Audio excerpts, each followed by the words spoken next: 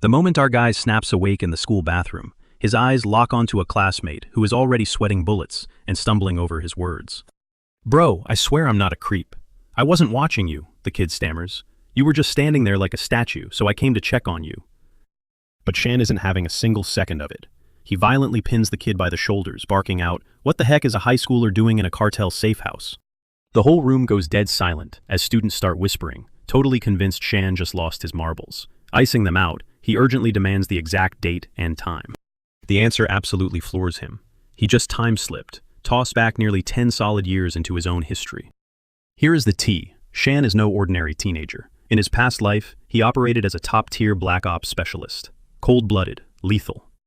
Totally obsessed with wiping out the absolute scum of the earth. But during a high-stakes raid on a filthy rich, untouchable mob boss, everything hit the fan. His trusted partner stabbed him in the back, putting a bullet in his spine for a massive paycheck. Yet somehow, he just woke up in his high school uniform. He stares blankly at the mirror, totally unable to process his teenage reflection. He absolutely socks himself in the jaw to wake up from this glitch in the Matrix. Once reality clicks, and he realizes the universe actually granted his dying wish, a twisted demonic smirk creeps onto his face. He swears on his life to hunt down every single villain he failed to eliminate before his timeline reset. Right on cue, a squad of girls strolls by, and his gaze zeroes in on this one girl rocking neon purple hair. He catches himself dead staring at her, blood literally gushing from his nose after that brutal self-slap, as he whispers to himself. The girls cringe and speed walk away, loudly calling him a weirdo for giving himself a bloody nose while mumbling crazy talk. But Shan just balls up his fists. The memory of this exact date suddenly hits him. That purple-haired girl is fated to face a brutal, cold-blooded tragedy today. He locks in, making her survival his ultimate priority in this second chance. He immediately marches straight toward ground zero. Down the hall, some girls are frantically whispering about a creepy dude lurking near the campus gates. Our guy instantly connects the dots. He clears his throat and aggressively knocks on the door to grab their focus. Lugging a massive water jug, he strolls right in, perfectly recreating his past actions. He drops the exact same lame excuse, claiming the main building's pipes are totally busted and he needs a refill. He quietly fills up the container, but his mind is racing 1,000,000 miles an hour. His eyes keep darting toward the locker room, knowing the purple-haired girl is currently taking a shower. He glances at his watch, and right on the dot, a blood-curdling shriek rips through the corridor. Someone screams that a weirdo is spying in the stalls. Shan whips around, spotting the scumbag making a mad dash for the exit. The trauma hits him all at once. This was the exact nightmare that broke his entire existence. April 12th, 2015. A predator sneaked into the girls' locker room. When the terrified students spotted the guy, they totally freaked out and scrambled for the doors, leaving her completely defenseless. Shan vividly remembers being paralyzed with fear. Back in the day, he had the perfect window to step up and crush the threat. But he totally chickened out.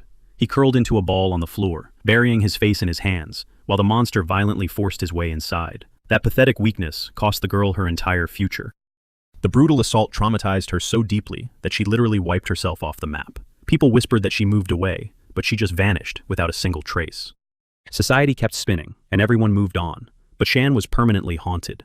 That horrific day burned itself right into his soul, morphing into an inescapable sleep paralysis demon. While his peers happily walked the graduation stage, he rage quit school and enlisted in the army, totally obsessed with leveling up his strength, swearing to never feel that pathetic again.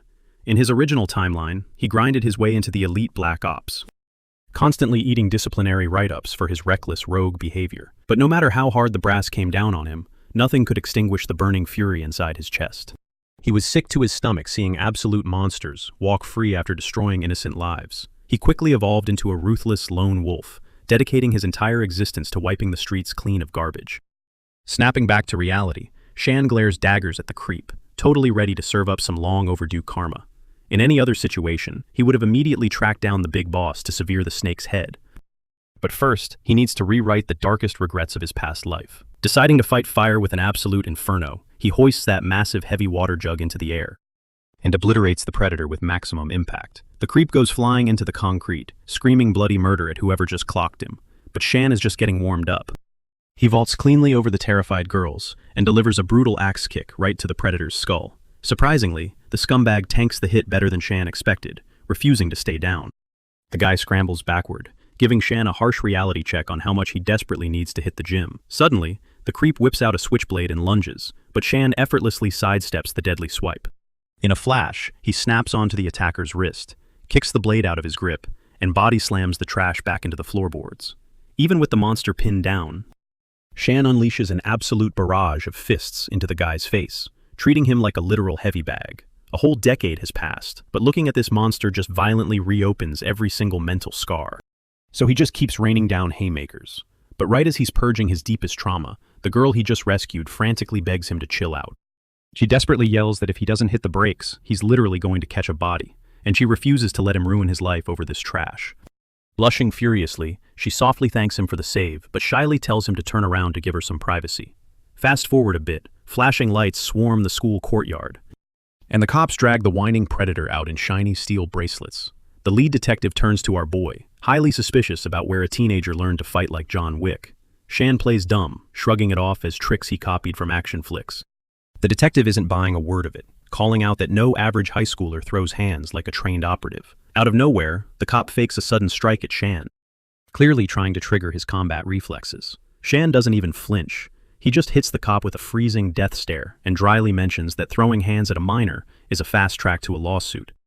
The detective freezes dead in his tracks, feeling a literal chilling killer intent rolling off this teenager. Right then, the purple-haired girl jumps to the front of the crowd, boldly stepping up to defend Shan. She throws him a sneaky little wink, while the irritated cop mutters that playing hero doesn't give him a free pass to beat a guy into a coma. Hours later, Shan finally kicks off his shoes at his front door. His mom instantly locks onto him, going full yap mode about him ghosting curfew while she had a hot dinner going cold on the table. She absolutely roasts him, complaining that he is turning into a massive headache, while throwing shade at his dad for spoiling him rotten and ignoring his slacker vibes. But hearing that familiar nagging voice again totally breaks him. His voice cracks as he wraps his arms tightly around her shoulders, leaving her totally stunned. She instantly shifts from angry to panicked, demanding to know who on earth dared to mess with her baby boy. A few minutes later, they finally sit down for dinner, but she keeps side-eyeing him like he's an alien. She points out he's been moving super weird lately, and asks if he caught some kind of bug. Looking her dead in the eye, he swears he is perfectly fine, making a hardcore promise to hang on to every single word she drops from here on out. Her whole face lights up in a second. She immediately shifts back into mom mode, telling him to just grind through his classes and snag a rock-solid career. Deep down, he smiles, realizing just how much he craved her non-stop nagging all this time. Crashing in his bedroom later, he whispers to the empty air, confessing how desperately he missed these chill, everyday vibes. He zones out, realizing that for regular folks, holding on to this kind of peace is a massive grind. But toxic trash can smash that harmony in a heartbeat. He punches the air with pure hype, claiming this second chance is his ticket to rewrite the globe, promising to leave zero regrets behind. Fast forward to morning. One of his instructors hypes him up right in front of everyone for his insane stunt yesterday. The girls are practically drooling, totally eating up his whole vibe, whispering to each other about how ridiculously fine he looked throwing down. Strolling down the hall, a heavy-set professor blocks his path just to gas him up on a job well done, dropping the hint that the big boss upstairs wants to hand him a sweet reward. Shan's face just darkens. He honestly never planned on going viral in the hallways like this. He crosses his fingers, praying his homeroom will at least stay low-key. But the millisecond he kicks that door open, the room absolutely explodes into pure chaos. Out of nowhere, this bald kid slides up into his personal space, totally geeking out, bouncing off the walls and hyping Shan up as some elite MMA beast. Shan chuckles and casually offers to show him a couple of slick combos, which naturally makes the dude lose his absolute mind. Meanwhile, this blonde prick sitting up front is straight up boiling. Snapping his pen clean in half, the blonde aggressively whispers that it was just a random brawl, and Shan needs to quit flexing so hard. He violently smashes a worksheet onto Shan's desk, but our guy doesn't even flinch. Cool as ice, Shan stares back and asks if something is bothering the class rep. The blonde flashes this toxic, snake-like grin, calling him out for dodging yesterday's English assignment. Shan smoothly pushes his folder across the wood, joking if he's suddenly some A-list star, since the rep himself is personally running errands just to collect his homework. The bald fanboy is practically melting all over again, begging to know if he should start calling Shan his grandmaster. Boom. A vicious tearing noise completely blindsides our hero. The rep had just shredded Shan's entire portfolio straight down the middle, smirking like an absolute villain while announcing that trash doesn't count, and he has to redo the whole thing from scratch. Watching all that hard work turn into confetti, the fanboy absolutely loses his grip, snapping at the rep, demanding to know why he'd shred perfectly good homework for literally zero reason. But the blonde just hits him with a nasty side-eye, ordering Shan to copy it down 10 times before the final bell rings. That pushes the loyal Stan totally over the edge, But instantly, the rep's absolute tank of a bodyguard barks at the kid, warning the chimp to shut his mouth when speaking to the boss. Our boy slowly rises to his feet, locking eyes. He agrees to rewrite the whole stack, but only if this blonde brat chokes out a serious apology. The rich kid scoffs, asking why the hell he'd ever bow down. So Shan invades his personal space, dropping the cold hard truth that his garbage attitude needs a massive reality check. That completely fries the bodyguard's last brain cell, and the meathead winds up, ready to flatten Shan with those massive meat hooks. But smooth as butter, our boy slips to the left, leaving the giant swinging at a ghost. Right at that exact second, an innocent girl wanders through the doorway, walking straight into the danger zone. Catching that heavy swing barreling right for her, Shan explodes into motion, yanking her out of the blast radius before her face gets completely wrecked. Holding her close, he softly asks the trembling girl if she is okay. And her voice shakes as she whispers that the dude's knuckles barely grazed her little nose. A dark switch flips in Shan's brain. Pure rage takes the wheel, and he practically mounts the oversized brute, coldly whispering that if those hands are meant for hurting innocent bystanders, he doesn't deserve to keep them. Crack. He snaps his arm like a dry twig. The once cocky giant immediately drops, shrieking his lungs out over a popped socket. Completely seeing red, the blonde class rep violently snatches up a heavy desk by its metal leg. But before that clown can even swing, our hero lunges forward, clamping an iron grip right around his throat. He literally chokes the fight right out of the fool, winding up to deliver an incredibly satisfying smash. Except, right before his fist connects with justice, a teacher storms in, totally ruining the vibe. He sarcastically asks if beating up classmates is Shan's favorite new hobby. The shaken girl desperately steps up, telling the teacher, who actually runs the discipline committee, that Shan was only acting as her human shield. But that blonde snake flashes a wicked grin as the director drags our boy straight to the hot seat. Behind closed doors, the man demands to know if Shan has lost his absolute mind, beefing with the Yang family's golden child. When Shan shrugs it off, the director sighs deeply, confessing that Tianli's old man has so much heavy pull, even the top boss tiptoes around him like walking on broken glass. He totally gets that teenagers run purely on adrenaline, but he heavily suggests Shan just swallow his pride, draft up a fake apology, and keep his fist to himself from now on. Hearing that garbage advice, Shan feels totally sick, torn over bowing down to this corrupt trash just to keep the peace. But the second he pushes out of that office, the entire hallway is packed. The crowd goes absolutely wild, cheering his name for finally putting that arrogant bully in his place. The sweet girl from earlier shyly hands him a fresh water bottle, giving her new hero this massive, heart-melting smile. Watching this total W, the blonde rep and his busted gorilla are losing their absolute minds, sick to their stomachs that Shan's clout is skyrocketing again. The gorilla man angrily barks at his boss, demanding to know if they're just going to hold this L, aggressively volunteering to call up his crew and jump Shan in the parking lot later. But the rich brat waves him off, telling him to chill. He admits he acted way too hot-headed earlier, and throwing basic punches is totally a low IQ strategy anyway. He drops a dark smirk, claiming this entire world runs on rupees, and the guys with the fattest wallets get to script reality.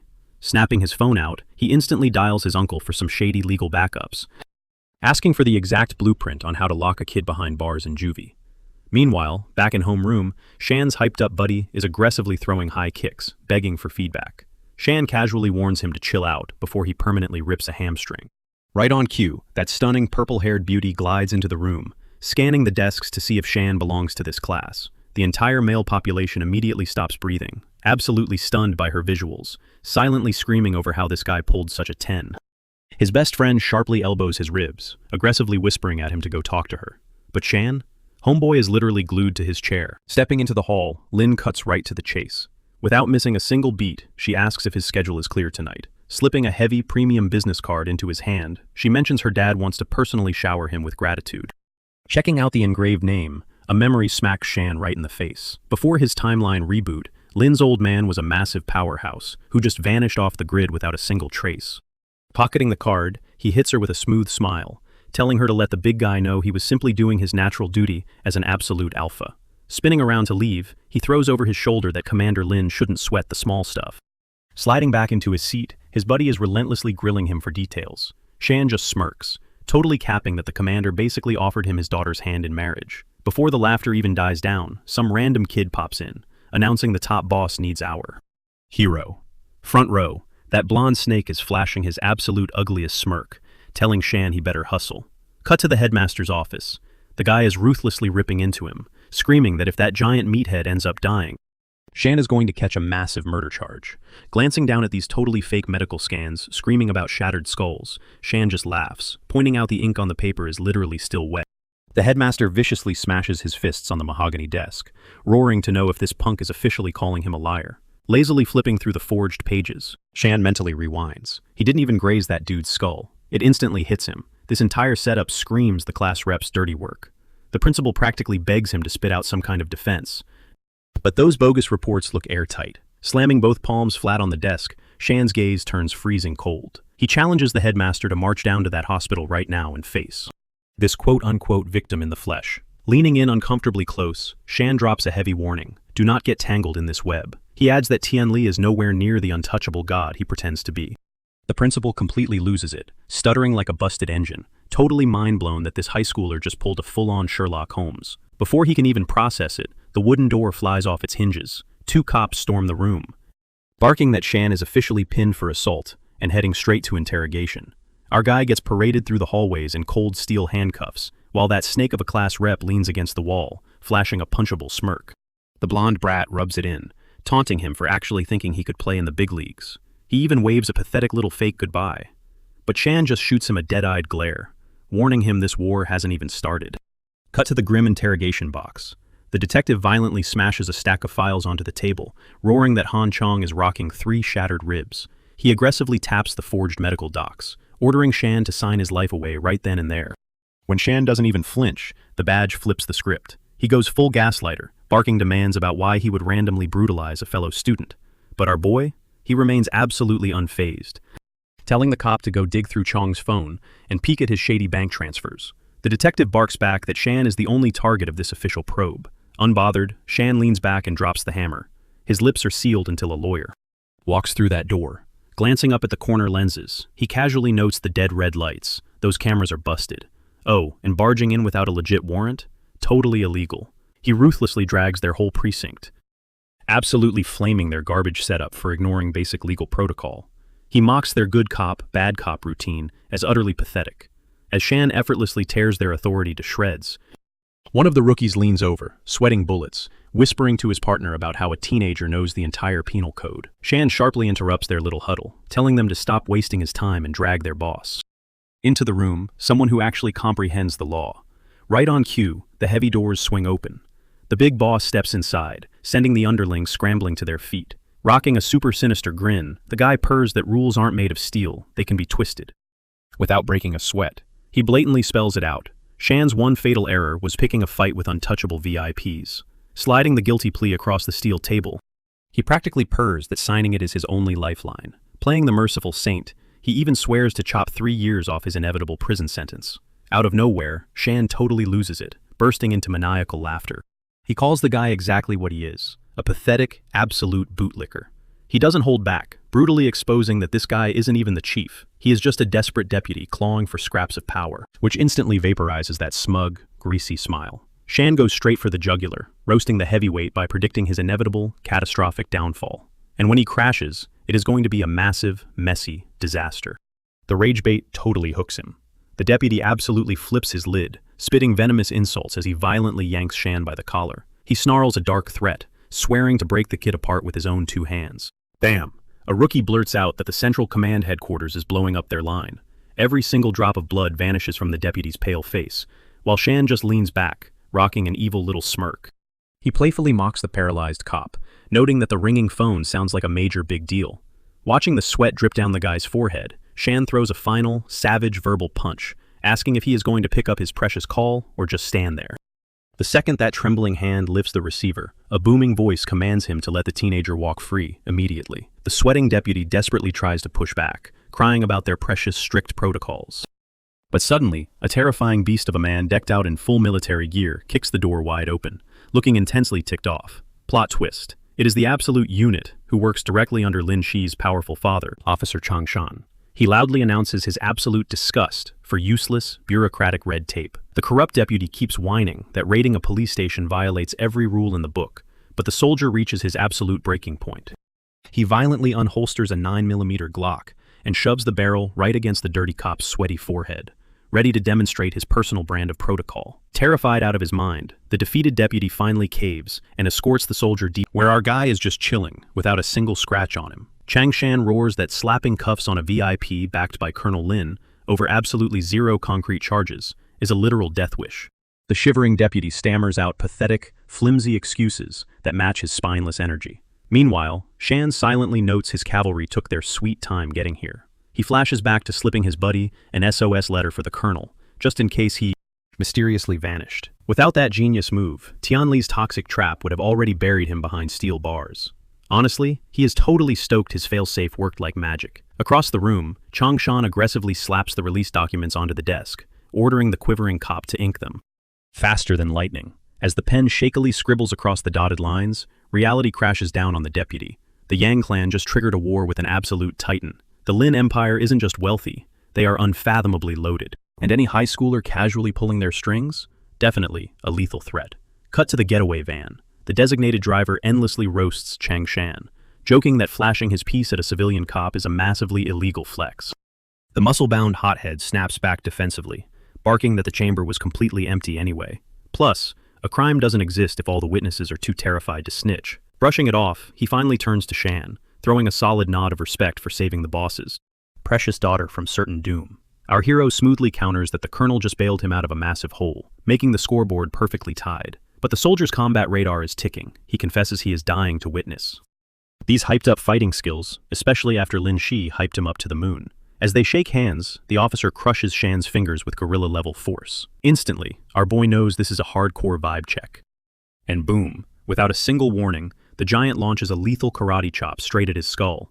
Shan violently jerks back, dodging by a hair, and snaps a brutal counter. But the seasoned vet weaves out of the in a flash of pure agility. Shan totally floors the veteran with a lightning-fast knee strike, trapping him against the van's interior.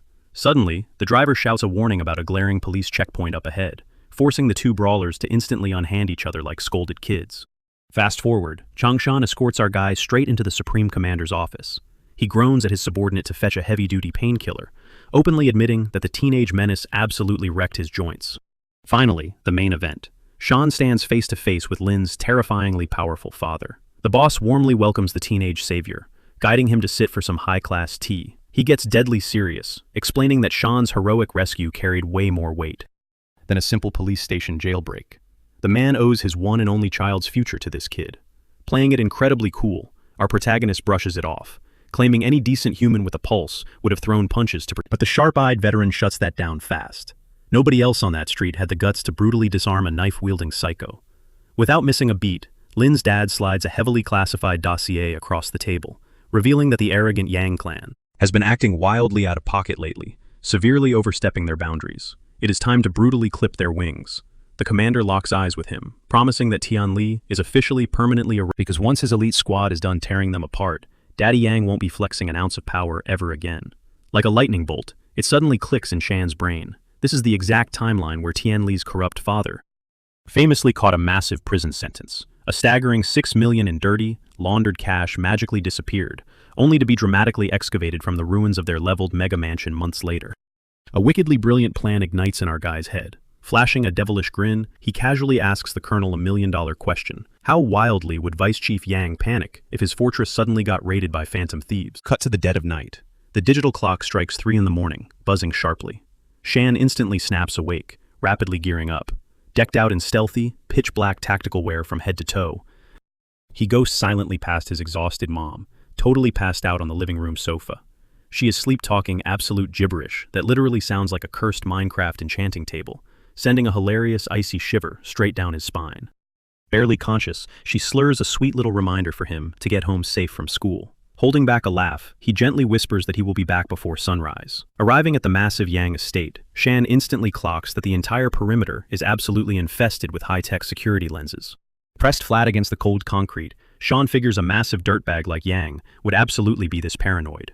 Catching a blind spot in the security patrol, he glances at his watch before launching into a full-blown parkour sprint. In a flash, he vaults the perimeter and lands silently in the waist-high weeds. Flashing back to his original timeline before the massive rewind, he remembers the headline screaming about illegal funds stuffed inside some random yard ornament. He honestly wonders just how gigantically bulky a statue needs to be to swallow that much paper. Suddenly, his gaze locks onto a massive water feature, and the puzzle pieces instantly snap together.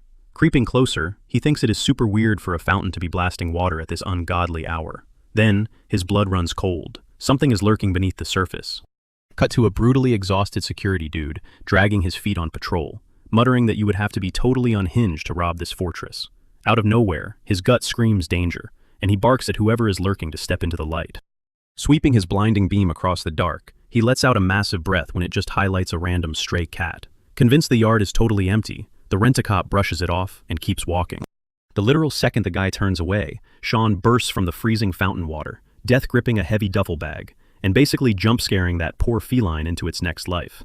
It finally makes absolute sense why the police completely missed this stash in his previous run. Honestly, it feels like the universe is entirely on his side right now. Dropping low to check the massive haul, he quickly realizes his pathetic backpack is never fitting this mountain of bills. Glancing sideways, he spots a totally convenient garden cart, snatching it up instantly to load his epic payday. Pushing the heavy cart down the street, his mind is literally racing with insane flexes, though he settles on flipping the cash as his absolute smartest move. Suddenly, out of the black, a luxury ride screeches past and violently slams on the brakes. An absolutely hammered Tianli tumbles out, instantly spitting absolute venom at Sean, screaming that our boy is just a worthless bottom feeder for crossing him. The rich brat winds up to boot what he thinks is a trash bin, only to freeze mid-kick when his brain registers. It is actually a heavy metal cart. His totally glazed eyes lock onto the literal mountain of stacked hundreds, making him severely question if the tequila is just playing wild tricks on him. While the brat is zoning out, Sean ghosts up behind him and absolutely drops him with a brutal strike to the neck. Flashing a wicked smirk, our guy claps back, telling the slumped loser to check a mirror because the only actual trash here is the idiot driving totally blasted, and without a valid license to boot. Giving the unconscious rich kid a solid nudge, Sean jokes that his mother's random rants from earlier were completely spot on. Both the corrupt dad and his spoiled son are basically useless human beings. Our main guy casually flips open a sharp blade, but instead of actually finishing off this pathetic rival, he decides to leave a seriously humiliating souvenir. Yanking the knocked-out class president by the collar, Sean plays Midnight Barber and completely botches the dude's expensive haircut. Stepping back to admire his chaotic handiwork, he mutters that buzzing hair in the dark is low-key exhausting. He grabs the cash-loaded cart and rolls out, laughing that the preppy loser is going to utterly love his terrible new fade. Fast forward to sunrise, and his mom is absolutely hammering on his bedroom door, yelling at him to finally wake up. She drops a super casual remark about heading out to pray at the local shrine, which instantly spikes his heart rate. She complains that someone left her good chopping knife completely coated in weird hair and tracked sloppy water puddles all across the floor. Sean just completely freezes in silence, but she instantly reads him like a book and roasts him for staying awake until dawn. He just lets out a heavy sigh, deeply realizing that literally zero secrets ever survive a mom's radar. Meanwhile, over in the rich district, the Yang Estate's security guy is casually walking down the block when he trips over some passed-out drunk, blocking his exact path, grumbling about his totally horrible morning luck. He literally kicks the slumped body to force him awake, barking at the random vagrant to move, because this sidewalk is not his daddy's personal driveway. The loud shouting snaps Tian Li out of his blackout, and he fiercely jumps up to destroy whoever just dared to touch him. The poor guard's stomach basically falls into his shoes when he realizes he just assaulted his boss's kid. The brat aggressively tells the shaking employee to shut up because all that yelling is causing a violently explosive migraine. But the exact second his fingers brush against his terribly chopped scalp, pure confusion until he looks down and spots massive chunks of his signature locks scattered across the filthy pavement. Daddy's little golden boy instantly spirals into a total psychotic rage, violently screaming that he is going to absolutely ruin whoever violated his head. Sprinting like a total madman straight to his dad's massive corporate tower, he immediately starts throwing a huge public tantrum, demanding his father destroy whoever humiliated him.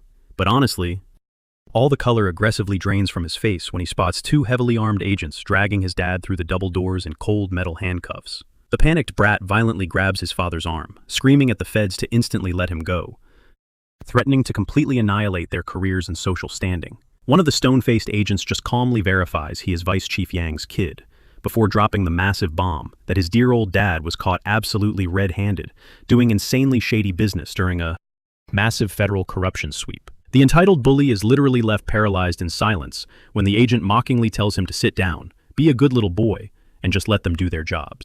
Looking totally defeated, his disgraced dad tells him to watch his own back from now on, since his massive wealth and power can never protect him again. That exact sentence absolutely shatters the kid, who instantly breaks down into ugly sobs, spending the entire night bawling his eyes out like a literal baby. Cut to homeroom the next morning. Sean's best friend shakes him awake with absolutely viral news. The class president's untouchable father just got dragged away on incredibly severe bribery charges. Noticing our main guy is barely reacting, his buddy is super confused why he is not absolutely losing his mind over the tea. But Sean just casually shrugs, saying it is truly zero surprise when incredibly toxic people finally get hit by brutal karma. He immediately tells his bro to stop yapping and let him crash, since he was pulling an extremely important all-nighter. That just makes his friend instantly suspicious about his midnight activities, mainly because Sean is giving off severe, nasty fish market vibes. Playing it incredibly cool, Sean claims he was just out angling at the dirty canal till dawn, making his anxious friend immediately warn him to watch his back before the cops bust him for illegal urban fishing.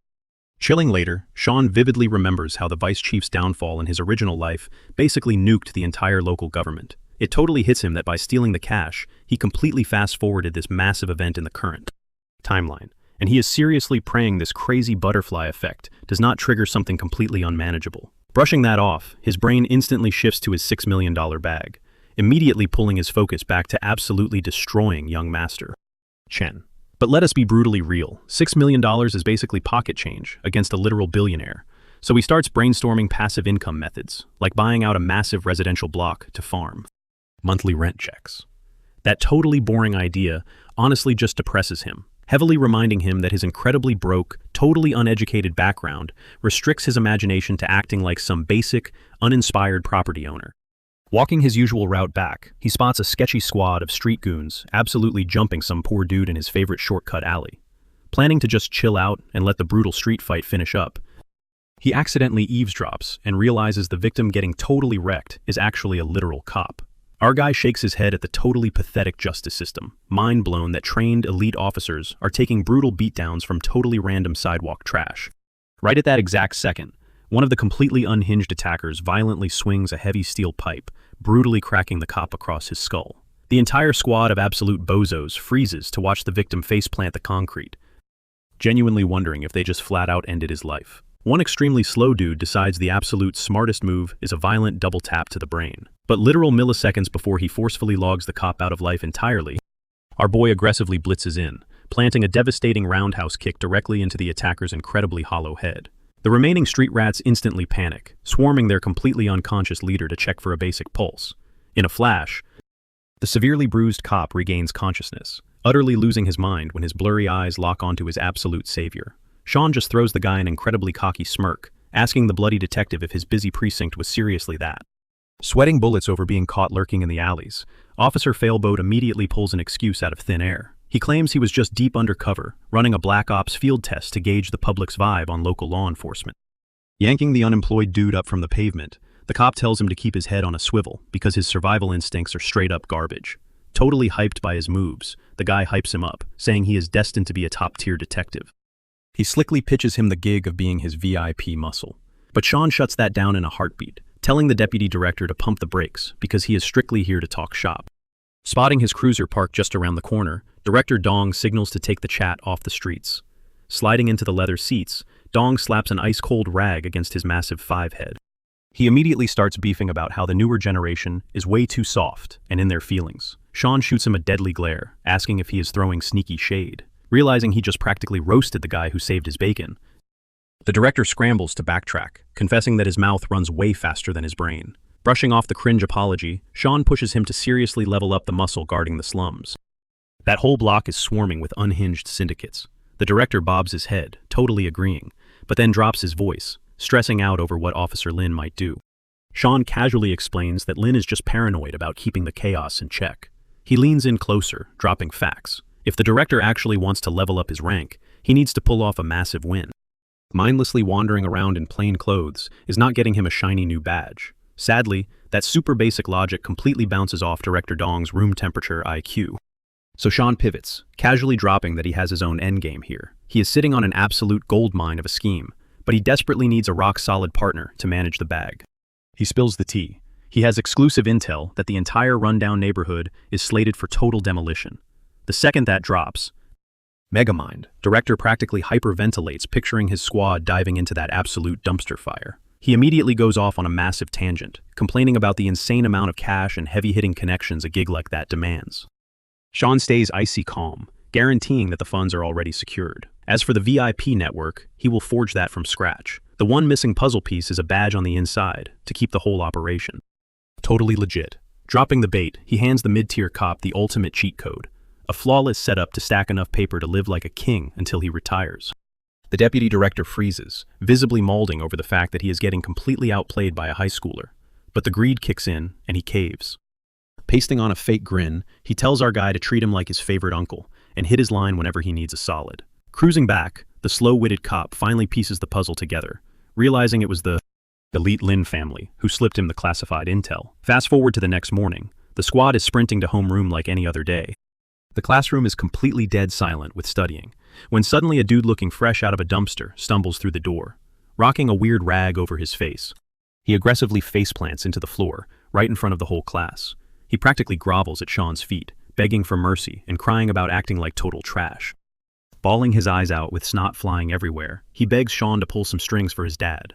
Knowing Sean is the only guy with a direct line to the Lin Empire, he swears on his life he will do literally anything if Sean bails his father out. He slams his head down dramatically. The rag slips right off, exposing a blindingly bald dome, shining brighter than a bowling ball. The entire room loses their minds laughing, wondering if their pristine class rep finally snapped. In a brutal twist of fate, the ex-bully is now choking on the exact same toxic humiliation he used to dish out. Sean feels a tiny bit insulted, wondering if his styling advice was actually so god-awful that the guy just buzzed it all off. Meanwhile, Tianli is battling massive regrets for demanding his clueless barber to rebuild his alpha aura no matter what. It does not take long for Sean to get seriously annoyed by the man-child sobbing. He orders the clown to peel himself off the floor. Catching that drift, the class rep gets a split second of hope that they are cool. But Sean instantly crushes his dreams, making it crystal clear he did not agree to squat. First off, his dad got locked up because he played with the law like it was his personal toy. Being his kid, he knew damn well how twisted that was. Instead of putting on a cringe fest for the entire campus, he should be spilling guts to the cops. Tianli instantly turns on the waterworks again. But this time, a screw definitely pops loose in his brain. Storming off in a blind rage, he vows that since his whole life just got nuked, he is going to drag Sean straight into that same hell. Fast forward to midnight. Tianli rounds up a sketchy crew right outside Sean's crib, but even his hired goons are getting cold feet. They are totally down for a street brawl, or busting some glass. But sparking a massive blaze is literally a felony. That is way too hardcore for their pay grade. The blonde psycho violently shuts down their whining, barking that the cops will just write it off as a tragic accident anyway. This is his masterstroke, to make Sean taste the absolute agony of watching his safe space burn to ash. Right as one of the thugs winds up to chuck a firebomb, an icy voice slices through the dark from behind, mockingly asking if the little boy gets nightmares when daddy is not around to tuck him in. Tianli whips around, eyes wide in pure shock, only to realize his prey just completely hijacked his ambush. Stammering, Tianli demands to know how Sean sniffed out his secret op. Seething with rage, he screams at his goons to jump him. The terrified thugs instantly remind their boss that this same monster literally mopped the floor with them yesterday. The bald menace spins around, fuming, loudly guilt-tripping them about all the cash he threw their way. Goon number 1 tries to push goon number 2 into the meat grinder, but suddenly, the second guy dramatically fakes a migraine. Totally burnt out from watching this clown show, Sean steps right up to settle the debate. Since they are too chicken to make a move, he is going to forcefully volunteer them. He drops in and unleashes a slap so god-tier, it practically brands his handprint onto the thug's cheek. The dude folds like a lawn chair, neck snapping to a nasty angle. The firebomb slips from his grip, shattering violently across the blacktop. Tianli violently clicks his tongue, super pissed about the wasted ammo. Now he is officially down a tank. Desperate, he barks at the second bruiser to take the front line. But one split-second flash of Sean's dead eyes completely shatters the guy's soul. He casually hands over the leftover bombs and sprints into the night like his life depends on it. Watching his last shield vanish, Tianli's cockiness vaporizes. Sean closes the gap. Shadowing over the rat, he softly asks who the hell he thinks he is glaring at. Cold sweat aggressively drenches the class rep's face as the brutal reality hits him. He is beyond cooked. Panicking hard, he screams that he will torch the whole block and winds up to launch the glass. But Sean vanishes and strikes like a shadow demon, locking his jaw-dropping grip onto the kid's forearm before a single muscle can twitch. The pressure is bone-crushing. Tianli shakes like a leaf, finally grasping that he just kicked a sleeping dragon. Frantically switching up his vibe, he forces a pathetic giggle, claiming it was all just a goofy prank for the boys. Smirking, Sean leans in and asks his dear buddy to do him one tiny little solid. Practically sobbing, Tien Li stutters out, asking what the favor is. Sean replies by delivering a merciless uppercut straight to his jaw, whispering to shut the hell up before his mom wakes up from the racket.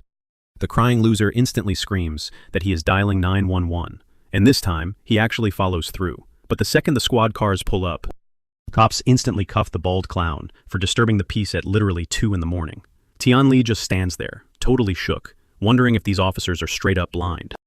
Because he is clearly the one getting jumped here. He even starts screaming at Director Dong, calling him a massive sellout after everything his dad supposedly did to put him on the map.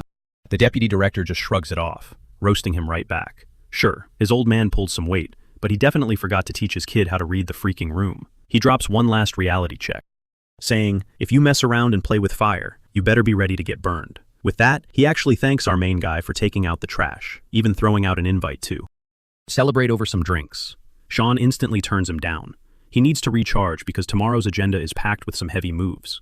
Flash forward to morning, our duo rolls up to the rundown district. Director Dong completely fumbles the entrance, stepping straight into a massive pothole and totally trashing his designer shoes. Glaring at the crumbling buildings, he seriously doubts they can squeeze a single dime out of this garbage dump.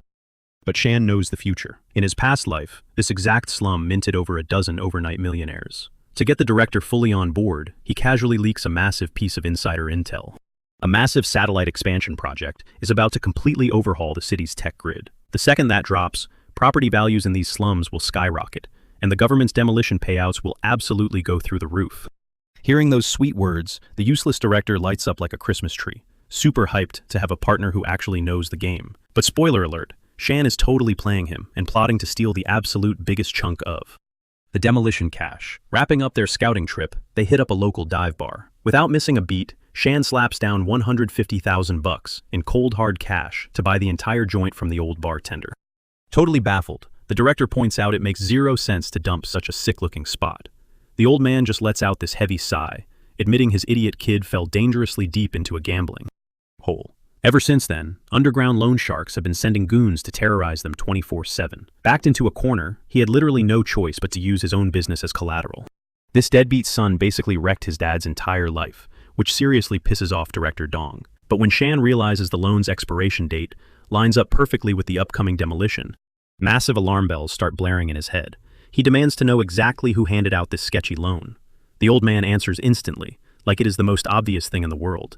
In these streets, everyone gets their cash from Chen Jin-Hu, universally feared as Lord Hu. But to Shan, this mob boss's hustle is way too suspicious.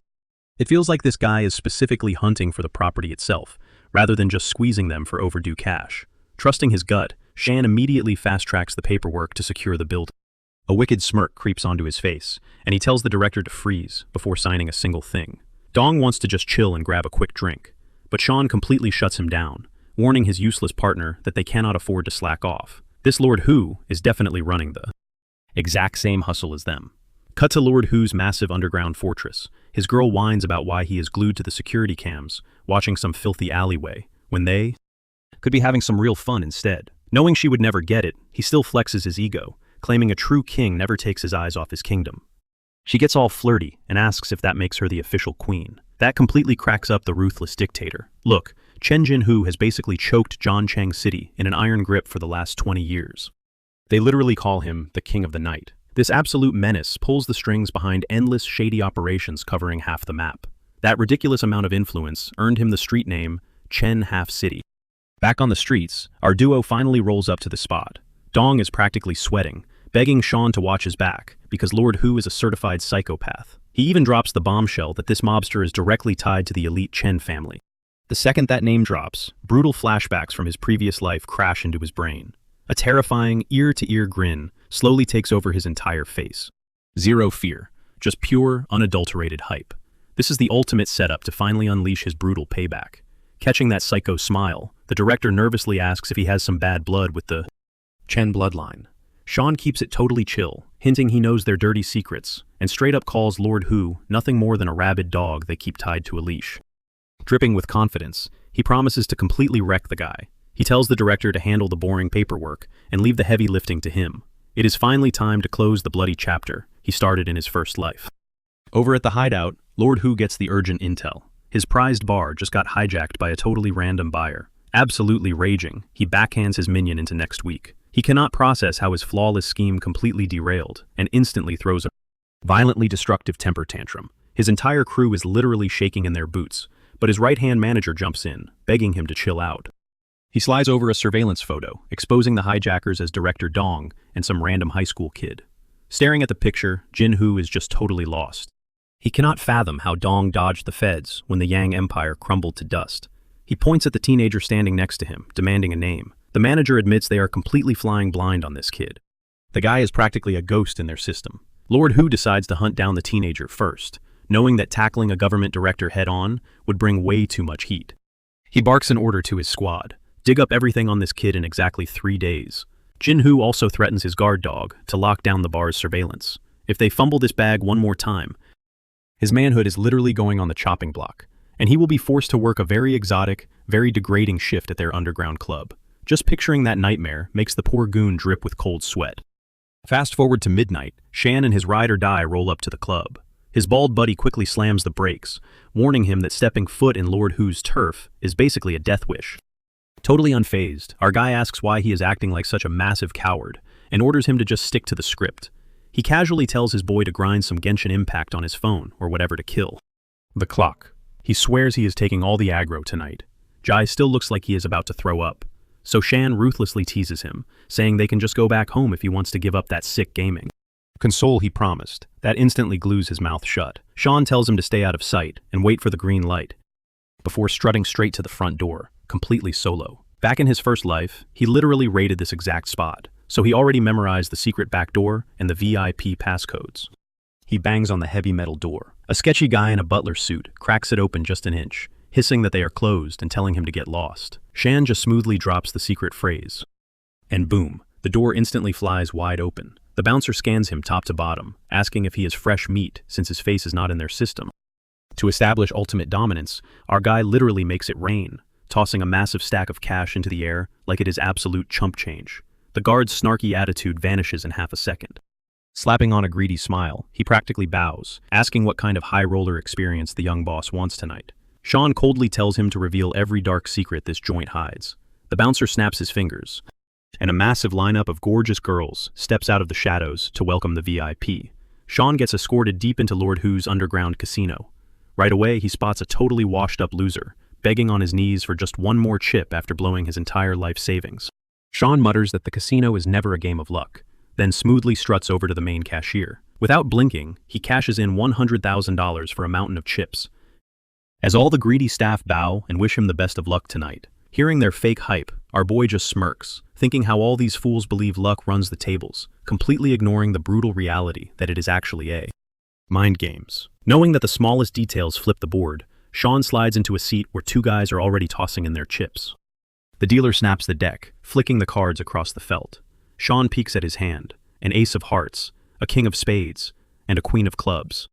Sean scopes out his targets. The heavy-set guy's cheek twitches, a dead giveaway he's holding a monster hand. Across from him, the dude with long hair is a total stone wall. But Sean zooms in.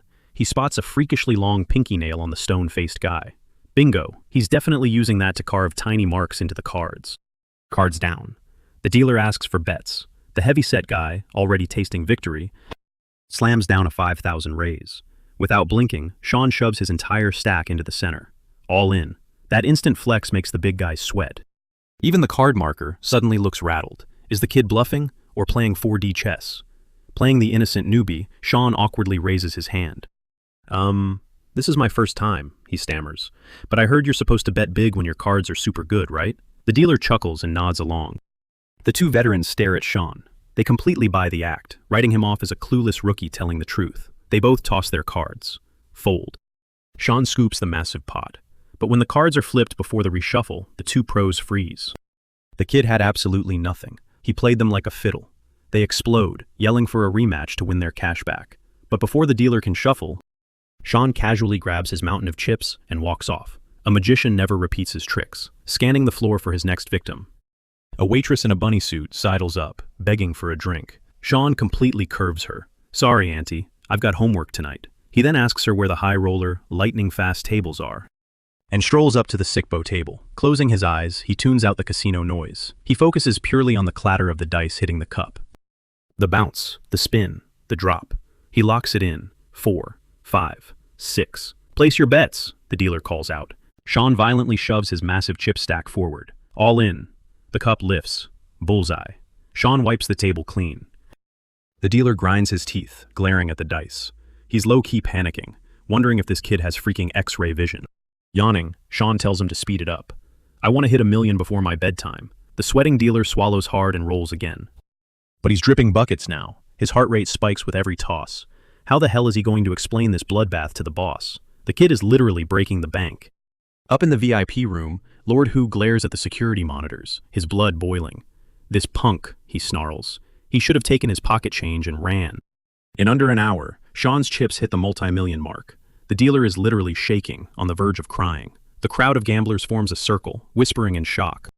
Bro, the boss is gonna end that dealer's whole career, one mutters. Just as the tension peaks, the crowd parts. A woman glides to the table. Escorted by heavy-duty muscle, she smoothly takes the dice cup from the weeping dealer, dismissing him. Sean stares at her. A massive wave of déjà vu hits him.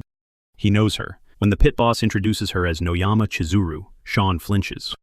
She was a major player from the Golden Triangle. She smirks, challenging him to place his next bet. Instantly, Sean's mind flashes back to his past life. May 17th, Shibuya. His first run-in with Chizuru. It played out like a moody, late-night date. They were sipping drinks when she leaned in, complaining about the loud crowd. She whispered, asking if he knew any other spot this electric. This late at night. Suddenly, she told him, "Keep your eyes open." She climbed right onto the table, her cold fingers grazing his cheek. "You have the eyes of a wolf," she purred, "like you're slicing right through my soul." She dared him not to look away, but past Sean just swatted her hands away. "You're the dangerous one," he shot back, more like a stray cat. Chizuru closed the gap, swearing she only wanted to show him a good time. No strings, no secrets. Wasted out of her mind, she rambled until dawn, spilling all her industry secrets. That's when she dropped a bombshell about reading dice. She taught him how to listen to their breath. You don't listen to the cup. You read the dealer's muscle fibers. You feel their pulse. Snap back to reality. Sean locks into that exact memory. He goes full Terminator, scanning Chizuru's biomechanics. Her hands are loose, but her neck veins are bulging. He tracks the microscopic shifts in her silk dress, analyzing every twitch before she moves. Bam! The cup slams down. She asks for his bet. Sean dumps his entire mountain of chips on the most insane odds. 333. Chizuru freezes. The math on that is physically impossible. She thinks this kid has completely lost his mind. But Sean's eyes are dead serious. "Lift it," he commands. She raises the cup. The entire casino floor gasps. 3 threes. The pit boss looks like he's going to throw up. The casino is now on the hook for over $50 million. The crowd goes absolutely feral. Amidst the screaming chaos, Sean smirks. Just like old times, him and Chizuru, surrounded by absolute madness. Up in the office, witnessing his empire get violently robbed, Lord Hu punches a wall. Suddenly, a bruised guard kicks the door open. "Boss, I know who the kid is," he pants. He drops the ultimate nuke. The kid bankrupting the casino and the rich student buying out the local bars, same guy. That's the final straw. Lord Hu sees entirely red. He barks at his goons to grab their steel and follow him down to the pits. He's gonna snap this brat's neck himself before a single dime gets cashed out. Downstairs, Sean taps the desk. "Hurry up with the bags," he says, pulling out his phone. He texts his boy, GA. "Your turn, bro." Boom, the elevator dings. Lord Hu storms out like an enraged bull, charging straight at Sean, ready to tear him apart. But right before he swings, click. The entire casino plunges into pitch-black darkness. People scream. The manager bellows for the backup generators. 30 seconds later, the lights flicker back to life. The goons frantically search for their boss. They find him crumpled behind a slot machine. Both his legs are snapped like twigs. Total, brutal wipeout. They drag his shattered body straight to the ER. Shan has already dipped out through a secret tunnel, hauling his massive payday. Massaging his bruised knuckles, he mutters a curse about how hitting Mr. Hu felt like punching a solid brick wall. Right as he's about to bounce and hollers for his bald buddy, the bunny girl blocks his path, straight up asking if he's rushing to his funeral. A squad of casino goons instantly boxes him in, barking at him to play nice and fork over the cash.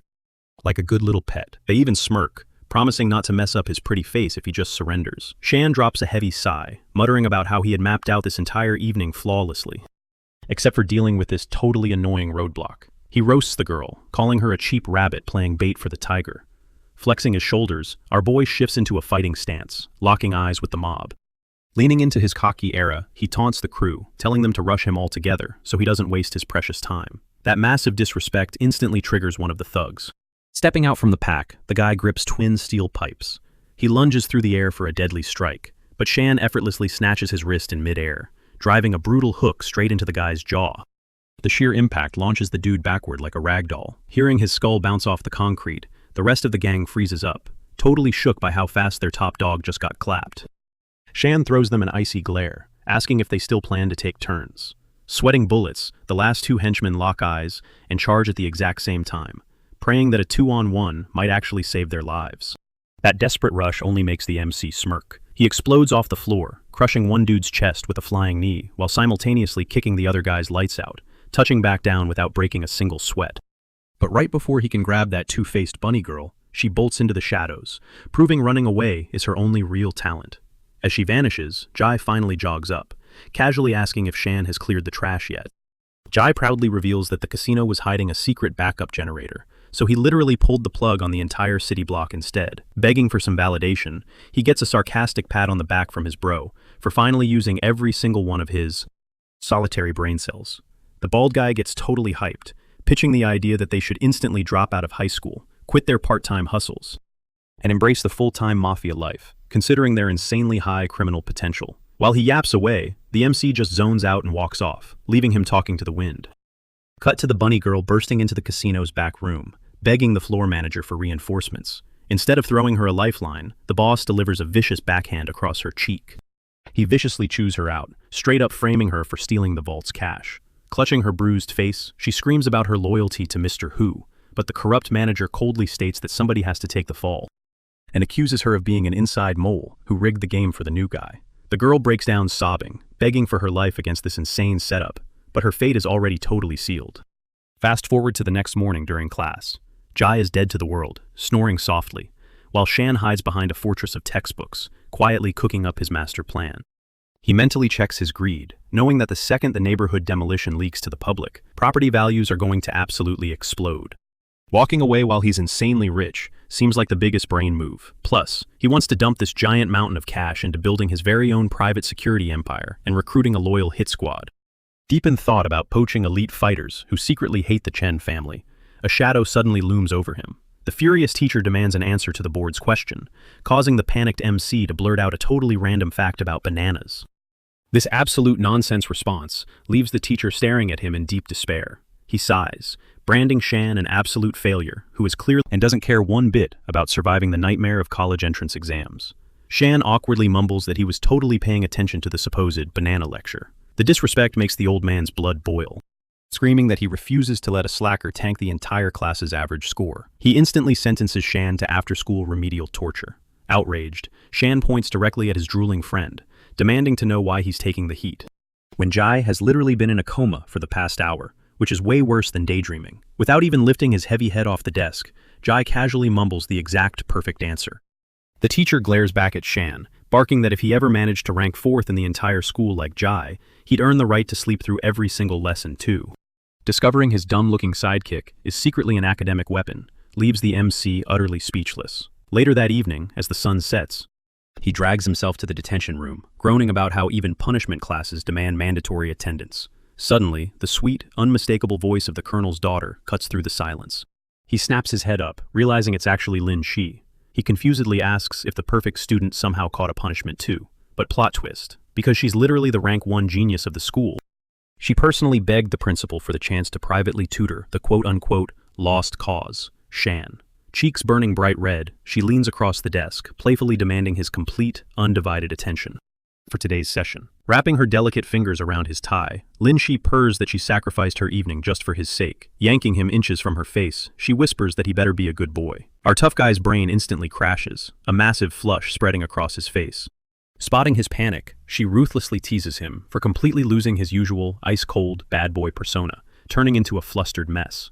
Desperate to escape the heat, Shan stammers out that they really need to hit the books, snapping her out of the spicy mood. But instead of letting go, she tugs the tie even tighter, challenging him to calculate the exact amount of physical force she's currently pulling against his body weight. Flabbergasted, he defensively claims that an absolute zero-level noob can't handle complex physics, begging to just start with basic math instead. Lin Shi finally releases him, giggling as she agrees to kick things off with simple functions. As her chalk scratches across the blackboard, she keeps peeking over her shoulder, her own cheeks growing super red in the process.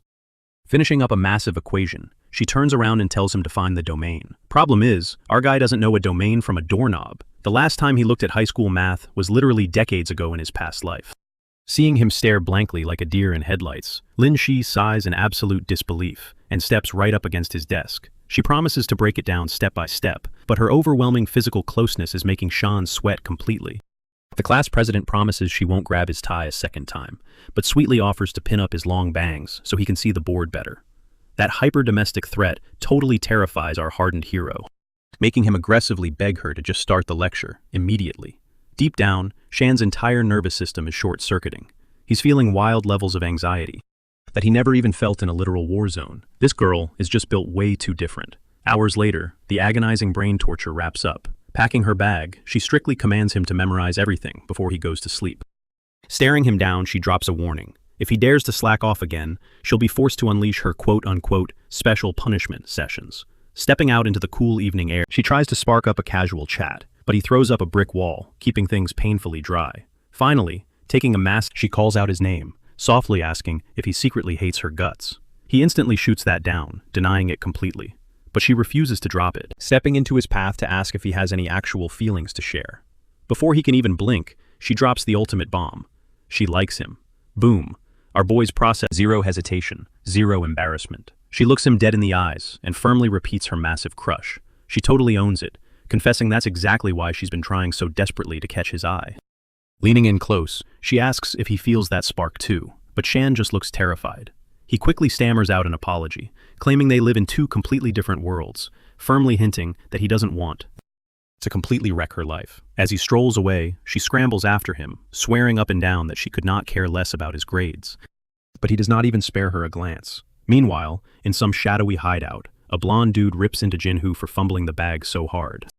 The musclehead practically grovels, whining that the kid was just way too overpowered. But Yu Chen instantly cuts him off, snapping that he only gives a damn about results. Jinhoo drops his head even lower, begging for one last shot at redemption. Swirling his drink, the young master tips his head back and grants him mercy, right before letting his glass slip. It shatters into pieces, splashing crimson wine all over the floor. Closing the gap, Yu Chen drops a chilling threat. If he screws up again, it will be his blood painting the ground. The blonde lackey then barks at him to mop up the mess and scram. Grabbing a fresh glass, the young master pours himself another drink and whispers our boy's name. To him, it is absolutely hilarious that an absolute nobody would even dream of crossing the Chen syndicate. Yu Chen swears to hand-deliver the signature Chen family nightmare straight to his doorstep. Cut to Jinhoo, limping toward his getaway car, with two grunts propping him up. He snaps at them, screaming to watch their hands and not creases limited. Edition fake Jordans. The meathead keeps throwing a tantrum, demanding they treat him like royalty. But little do these clowns know, the sneaker dangling from the goon's grip is secretly bugged, broadcasting everything straight to our boy's bedroom. He tunes into the goons bickering like idiots, but goes dead silent the second the Chen family gets name-dropped. Yanking off his headset, he practically vaults out of his chair, roaring that he finally tracked the bastard down. Sean bolts for the door, hyped up and ready to catch a body, but slams the brakes right at the threshold. He forces himself to chill out, knowing full well that rushing in blind is just a one-way ticket to the grave.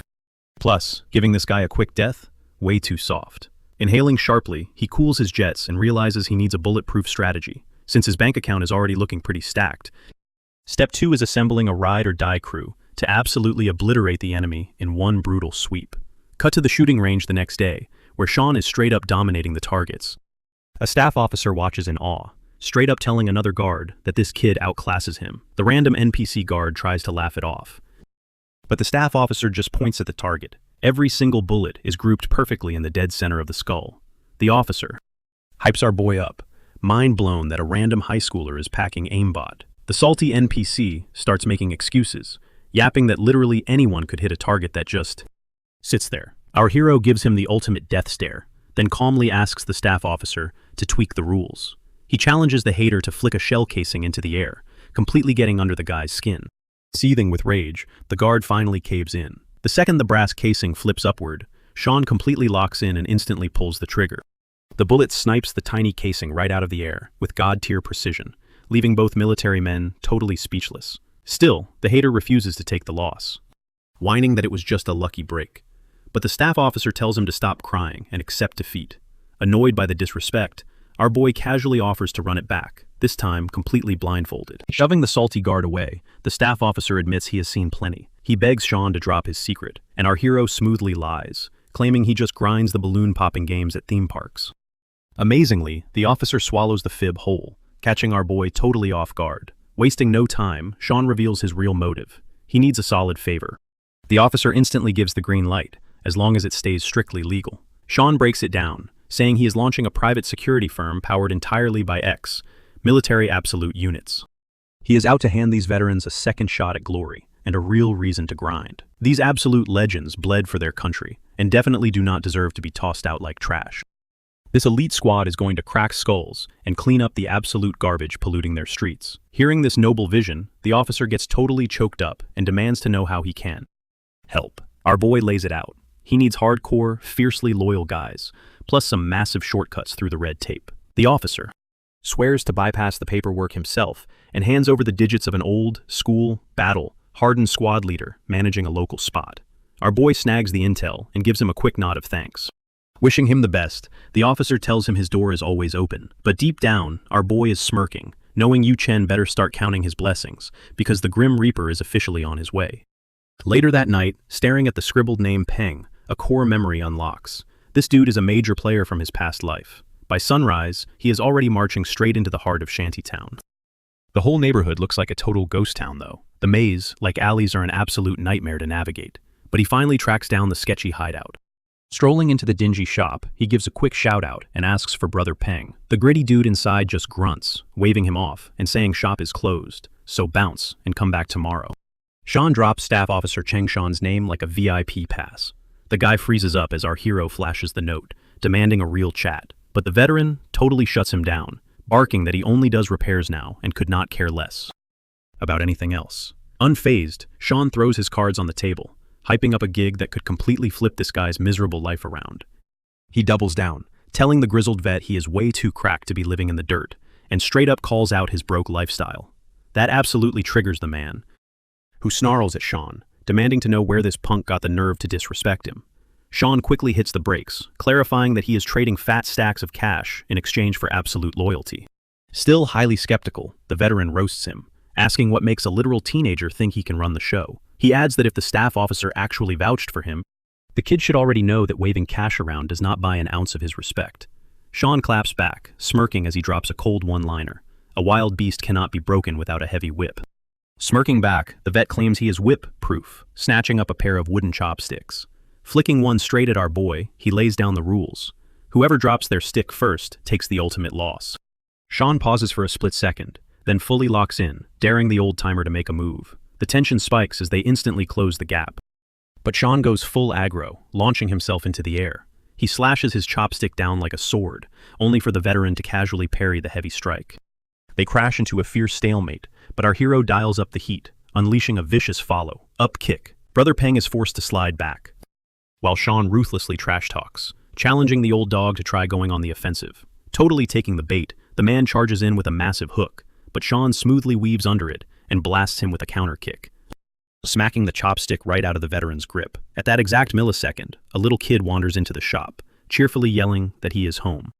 The veteran screams at him to dodge, but the boy just freezes, completely oblivious to the wooden projectile rocketing straight for his face. In a flash, our boy blitzes forward, snatching the stick out of thin air right before a brutal impact. Heart pounding, Peng sprints over to check on his sibling, but the kid is totally chilling, absolutely blown by Sean's insane reflexes. The little guy even starts joking around, hyping them up, and asking who would win in a real deathmatch. The grizzled vet lets the silence hang heavy for a beat, before finally pivoting back to Sean. "So, what was it you actually wanted to discuss?" he asks, jabbing a thumb toward the cluttered counter, pointing out that the mountain of pills sitting there is literally keeping his little brother alive. Gritting his teeth, the ex-soldier admits he is desperate to flip his life around, but makes it crystal clear he hasn't thrown in the towel just yet. He swears up and down he would have snatched that flying chopstick right out of the air if his kid brother hadn't jumped in the way. Still, watching Sean step up to shield the boy was all the proof he needed to finally trust him. Our boy quickly clears the air, No sketchy underground business here. He is launching a high-end security firm and desperately needs a squad of absolute beasts who won't flinch when things go entirely south.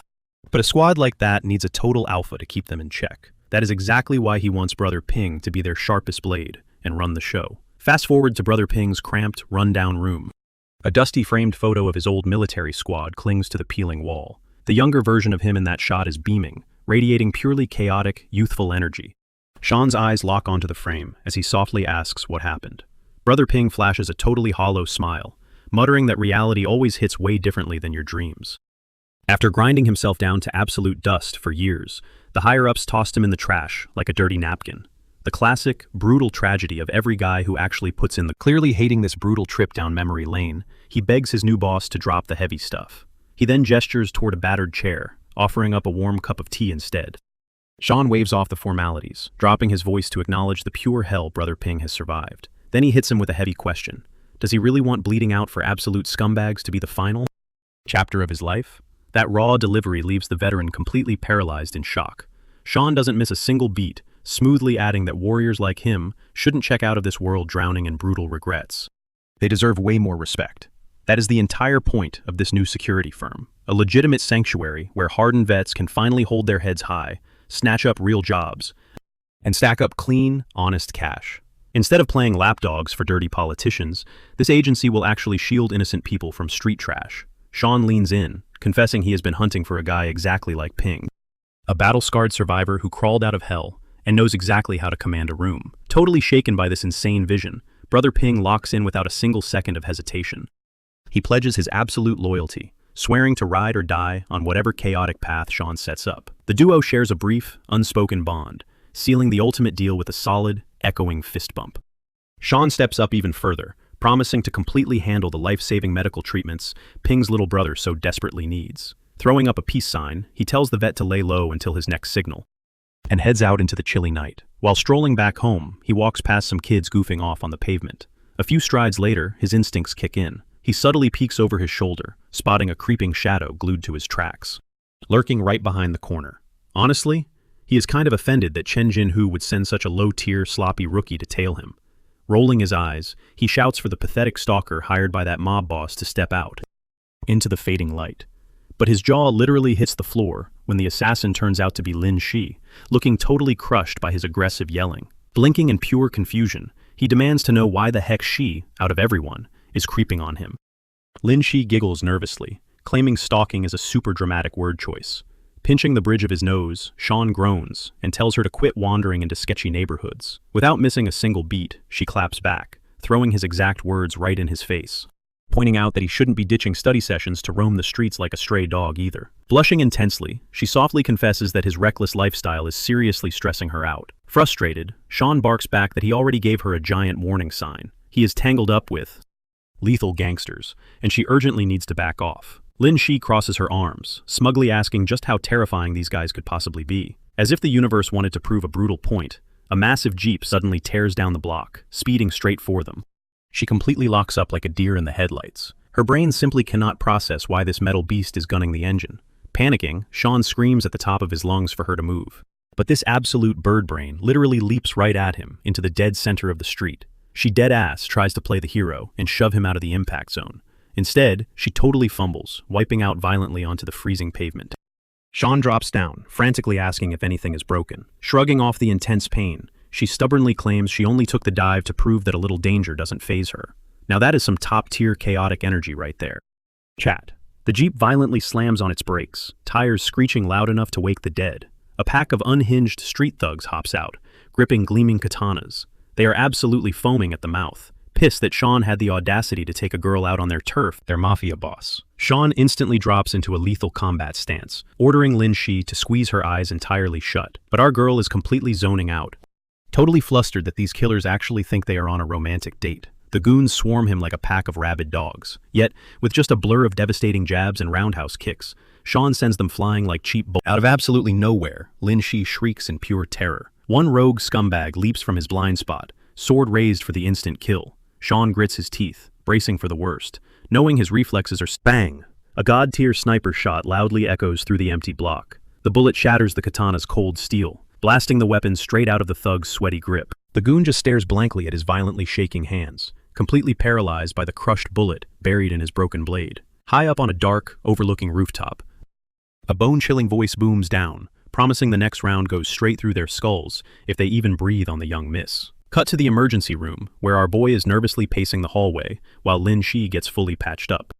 Pure venom boils in his veins, knowing the Chen cartel dared to put a target on her back. Staring at the floor, he silently vows to wipe their entire bloodline off the map. His dark thoughts break when a nurse pops out, calling for any immediate relatives to step up. He rushes over, practically begging for a quick update on Lin Shi. Flashing a polite smile, the nurse swears there is no major trauma, but they still have to lock her in for overnight monitoring just to be totally safe. Eyeing him up, she asks if he is related to her, holding up a thick stack of medical paperwork that requires a signature. Looking completely defeated, he awkwardly mutters that he is literally just a guy from her class. So his signature is basically useless. Right on cue, a massive, intimidating colonel storms down the hall, declaring in an ironclad tone that he is her father. Sean instantly trips over his words, but the military giant doesn't even spare him a passing glance.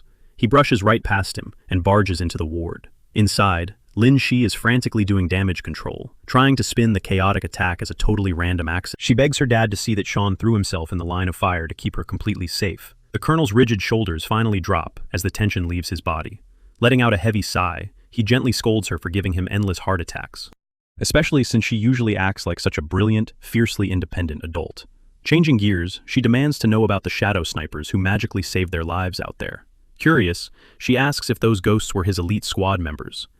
But the war hero just gives a cryptic smirk, stating that the only detail she needs to care about is that those invisible shooters belong to the family. Tilting her head, she questions what the heck the family actually means. But he warmly pats her shoulder, telling her to shut her brain off and just get some well-deserved rest. All the while, our main character is literally glued to the doorframe outside, quietly soaking up every single top-secret word spilling from their mouths. Well, massive plot twist. Those insane street whispers about the Lin family pulling strings from the shadows are 100% legit. The very moment the colonel pivots to finally Sean catches Lin Shi's sweet, totally upbeat voice, wishing her old man a good night.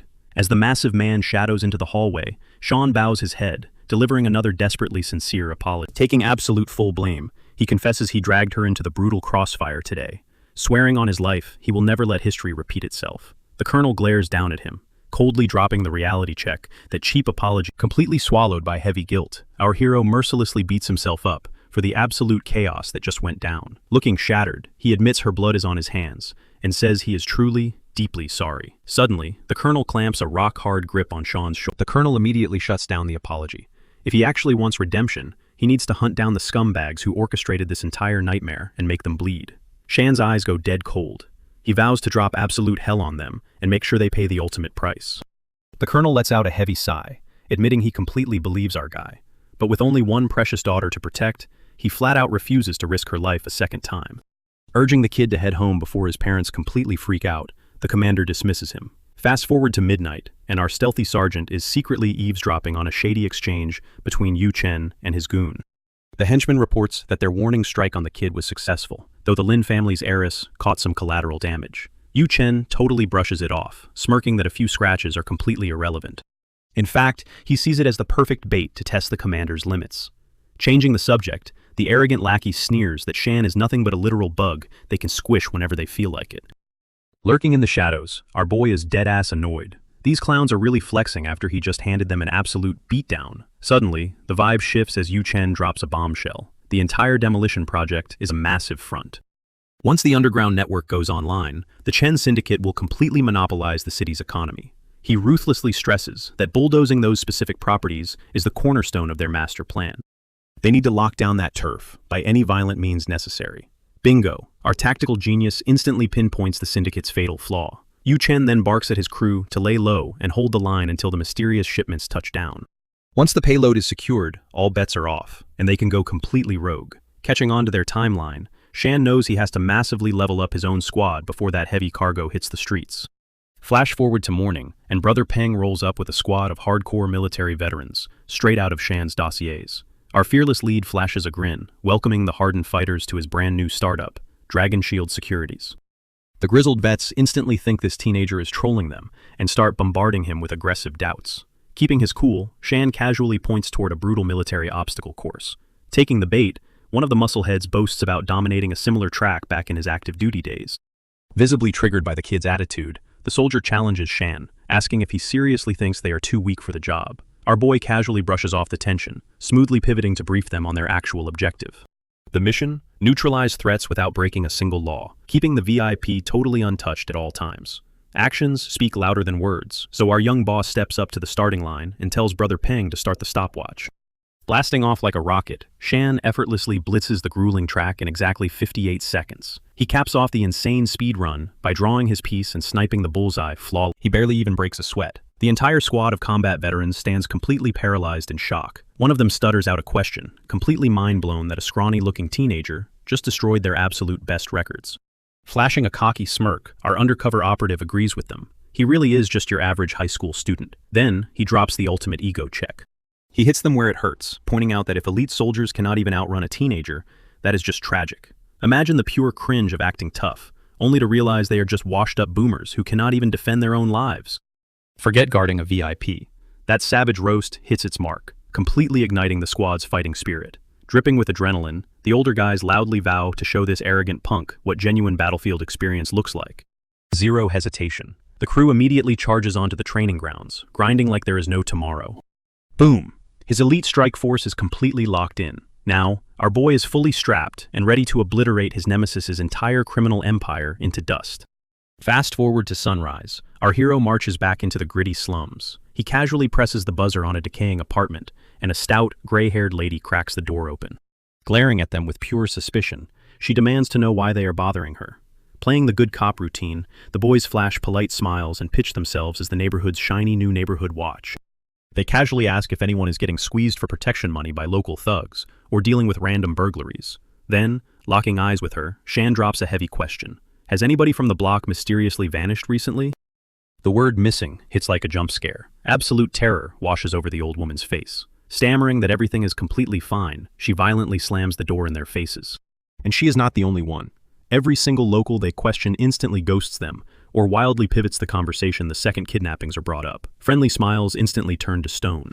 Pure, unadulterated dread fills their eyes. Grabbing some street food for lunch, Officer He lets out a frustrated sigh, admitting this whole investigation is completely cooked if the locals are too petrified to drop any names. The puppet masters clearly have this zone in a chokehold. The veteran demands to know what Shan is really hunting for. Taking a relaxed bite of his sweet pastry, our boss coldly drops the name, the Chen Syndicate. Officer Hay practically chokes on his food, completely shook. He frantically reminds the kid that the Chens are the untouchable kings of this district. Waving off the panic, Shan spills the real tea. Director Dong actually leaked some highly classified intel straight from the police database. Roughly 7 or 8 people have vanished off these specific streets, and those are just the brave ones who dared to file a report. Top-tier detectives were dispatched to sniff around. Yet every single clue gets wiped cleaner than a hard drive. Only one shadow organization has the muscle and the reach to pull off perfect kidnappings, the Black Ops division of the Chen Mafia.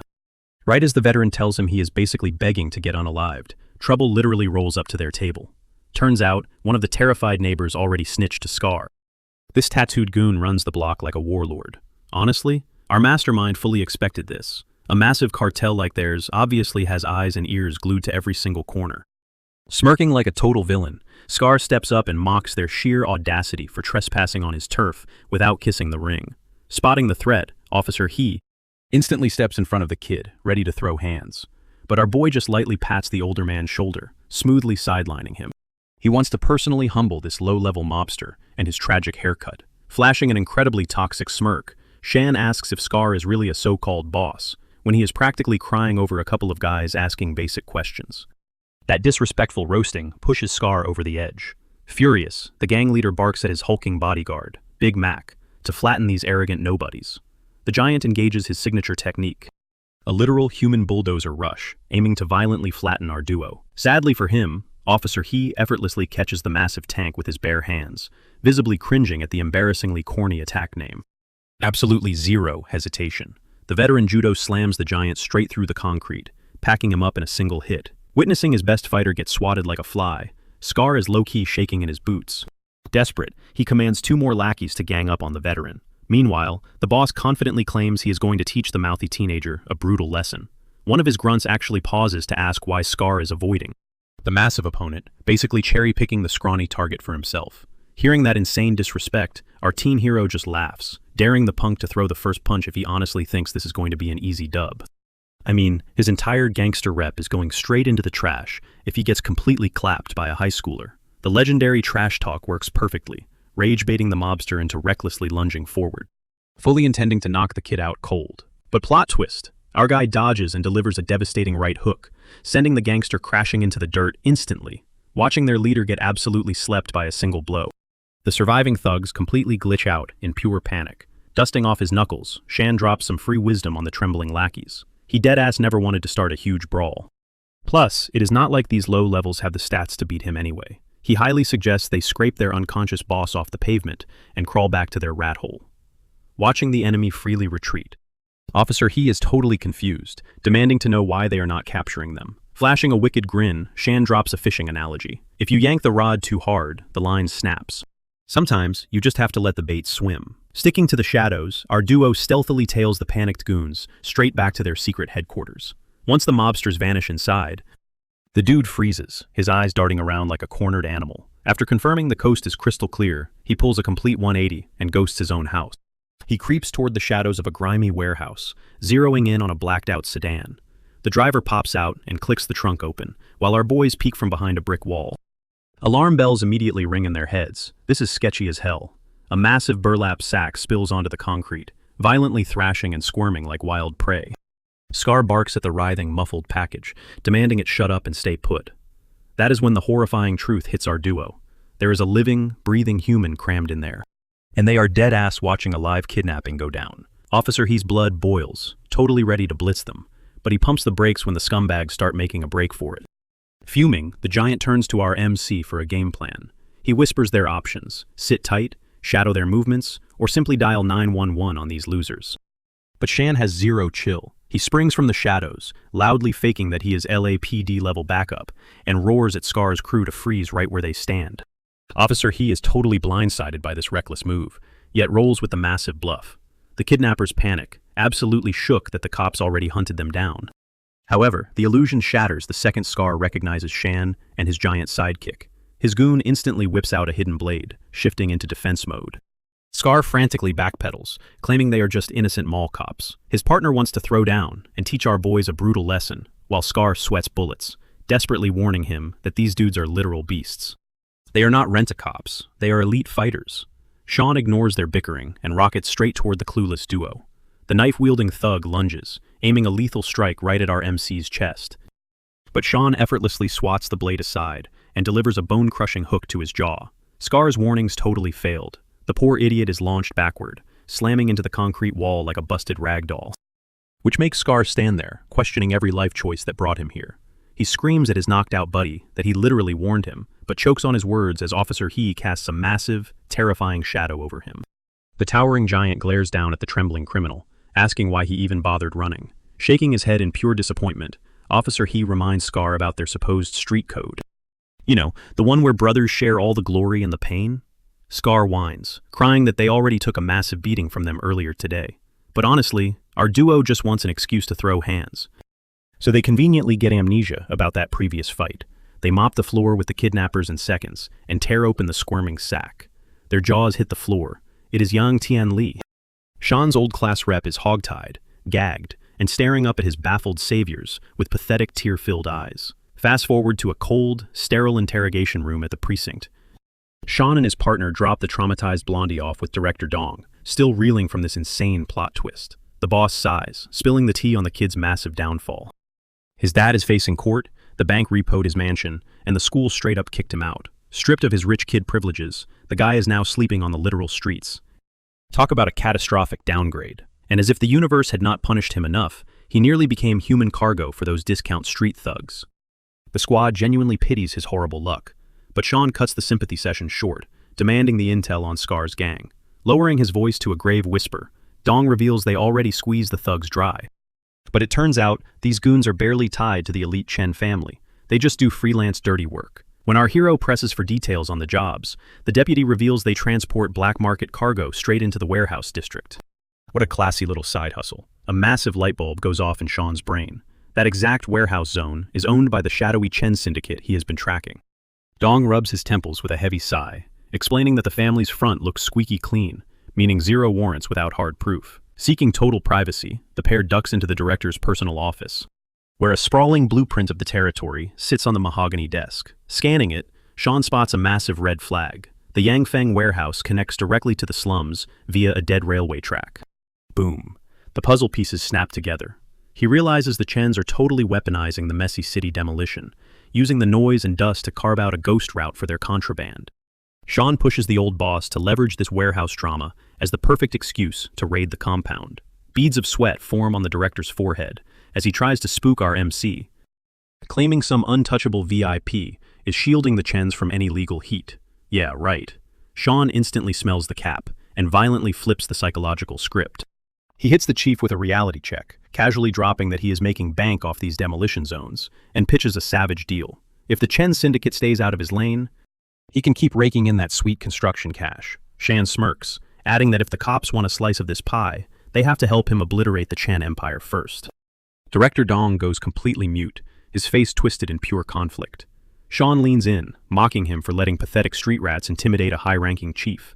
Suddenly, the old man erupts, roaring that he absolutely refuses to let this corruption stand, not to save his own skin, but to protect the countless innocent victims left bleeding in the dark. With newfound fire, he vows to tank all the heat from the big bosses, if that is exactly what it takes to push this raid into motion. A sly, triumphant grin creeps across our hero's face. He smoothly replies that this is the exact fire he was looking for. Sean sticks his hand out, demanding the official signed warrant to crack the warehouse wide open. Dong blinks, totally taken aback by the aggressive speedrun, but he stamps his approval without a second thought. However, he shoots Sean a deadly serious warning. The Chen family literally buries anyone who gets in their way. Flashing a cocky smirk, our boy shoots back that he is a literal nightmare to deal with too. Cut to a decaying industrial compound, miles from civilization, where Shan and his three-man strike team are crouching in the deep brush. They scope out the perimeter. Shan realizes the place is rigged with endless security cams and heavily armed patrols marching non-stop. For a tense minute, penetrating this concrete fortress feels flat-out impossible. But he smoothly rolls out a stolen blueprint, slapping it onto the dirt. He taps a tiny blind spot where a massive oak branch chokes out a camera's view. Instantly, he orders two of his guys to ghost through that gap and slice the main power grids. And surveillance feeds. The duo vanishes into the night. Meanwhile, Shan and Officer Hay creep toward the filthy sewer drainage for their own tactical breach. Wielding heavy-duty bolt cutters, he violently snaps the rusted iron chains with few satisfying crunches. They slide into the toxic tunnels, popping up right inside the compound through a heavy steel manhole. Immediately, they spot two lazy goons slacking off, literally gossiping about that exact camera blind spot. Zero hesitation. Our heroes drop the clueless idiots with two brutal, silent strikes. Pushing deeper into the belly of the beast, they stumble upon a blood-chilling nightmare. Inside a grimy, pitch-black lab, rusted iron cages are stacked to the ceiling. Inside every single cage sits a frail, broken human. Psychotic, lab coat-wearing freaks roam the aisles, injecting and torturing these helpless souls without a shred of mercy. Pure, unadulterated rage bubbles up inside our boys. Scanning the horrific tools, Shan instantly recognizes this twisted operation as matching. The giant tilts his head, completely lost on the sick terminology. So, Sean drops the horrifying truth. They are standing in the middle of a massive black market organ harvesting farm. Officer He's eyes go wide, practically foaming at the mouth to smash the scientists and liberate the prisoners. But our MC grips his shoulder, throwing up a hand to stop him. He whips out his phone and hits record, capturing every single gruesome detail to ensure these monsters get put away for life. Giving Officer He a quick nod, the two kick the doors wide open. They burst into the lab, leaving every twisted scientist totally paralyzed with shock. Out of nowhere, a swarm of muscle-bound goons floods the room, rushing to smuggle the researchers out. Officer He dives straight for the files, while our boy Sean throws down with the thugs, throwing his body on the line to shield the captives. He lunges for the documents clutched by the sick workers, but barely misses. Instantly, armed guards swarm the duo, closing the net to trap them alive. It gets crazier. Right in front of the officer, a frantic scientist starts shoving thick stacks of files straight into a shredder. The chaos scales up as heavy hitters plug up every single exit, turning the place into a sealed kill zone. Sean locks his eyes on the shrinking pile of evidence, desperate to snatch it before it turns to confetti. He dashes toward the papers, but slams the brakes when agonizing screams hit his ears. The test subjects are begging for their lives. Feeling the crushing weight of their desperation, he flips the script. He screams at his partner to drop the files and prioritize the hostages. A dangerous fire sparks in Sean's eyes. Hooking a thug square in the jaw, he vows that every single victim is walking out of this hellhole breathing. The very next day, chilling in the police precinct archives, Sean briefs the director. The hostages are totally safe, and he is tossing the rest of the baggage into the chief's lap. He then slides over the hard proof. We are talking full digital trails of illegal human trafficking and highly classified twisted surgical logs. Director Dong scans the horrifying pages and exhales heavily. He warns our guy that he just dug up a massive nuke, and the elite Chen family is absolutely going to hunt him down for this. Sean just smirks, roasting the chief for shivering like a frightened kitten. Dong completely snaps, barking right back.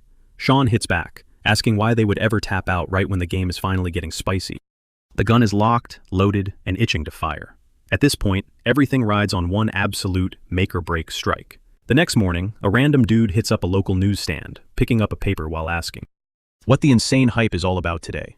The vendor lights up, bragging that his abducted son just made it home in one piece.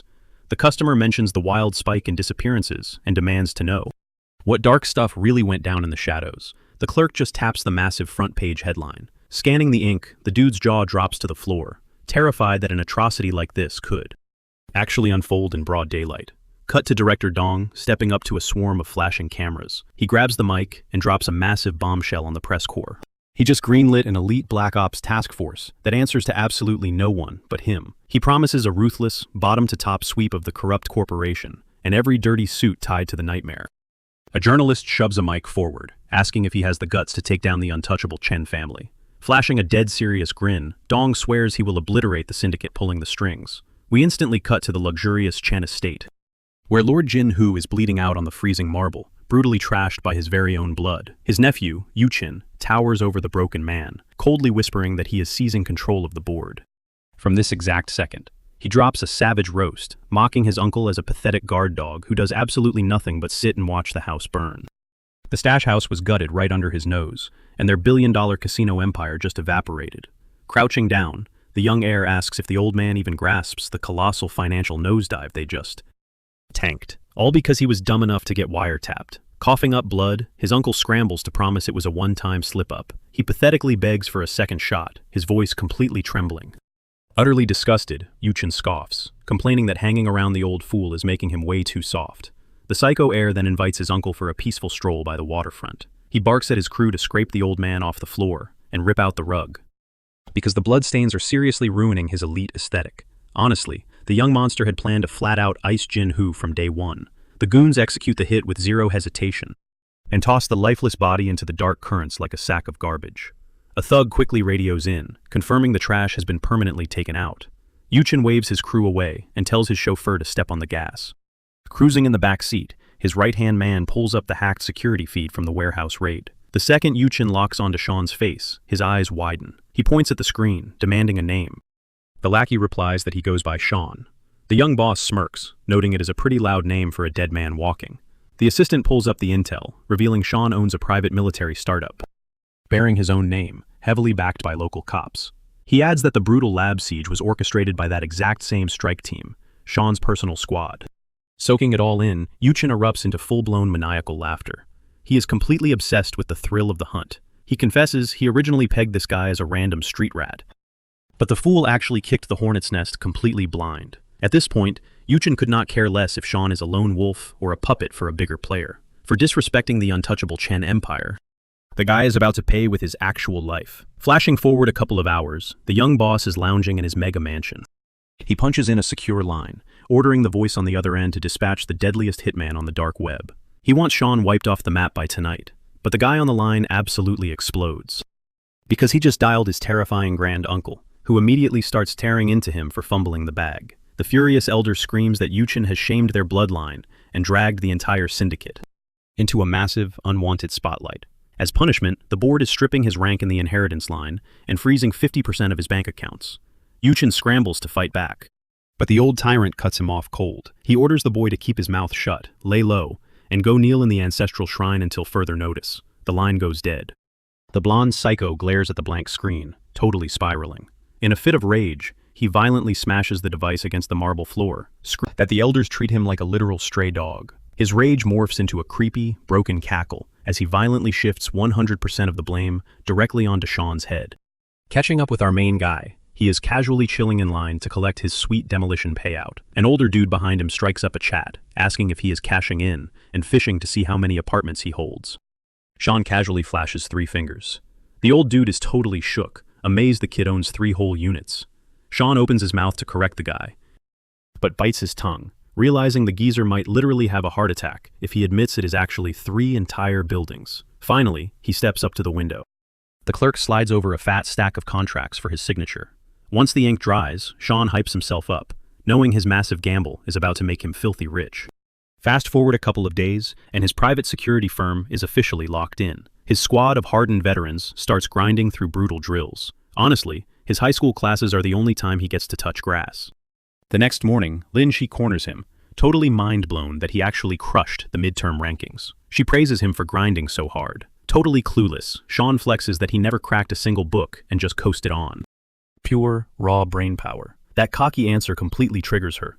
She goes in for a swift kick to his shins, yelling that he better start worshipping her private tutoring sessions. Smirking, she yanks him by the tie, teasing that he is always such a shy mess around pretty girls. Within seconds, a toxic crowd forms. The dudes in the hallway are practically foaming at the mouth, insanely jealous of his riz with the school's top idol. Out of nowhere, some stuck-up kid shoves his way to the front, calling Sean out.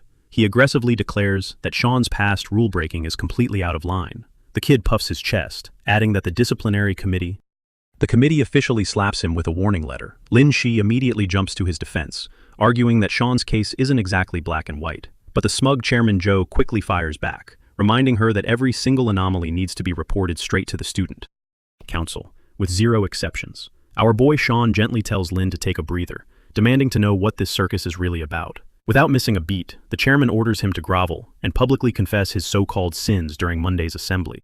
Whispers erupt from the back row. Everyone's questioning if the student council even holds the power to drop a punishment this heavy. But Sean doesn't even flinch. He stands his ground, staring Joe down, and casually asks what happens if he just says no. Joe's smirk instantly vanishes, his face turning ice cold. He threatens that the council will fast-track a request to the academic board for something way harsher, hinting at a brutal detention. It clicks for our hero instantly.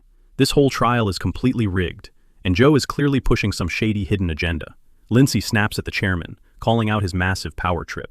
But the arrogant jerk just smirks. He mockingly asks if Sean is finally going to play the good little boy and fall in line.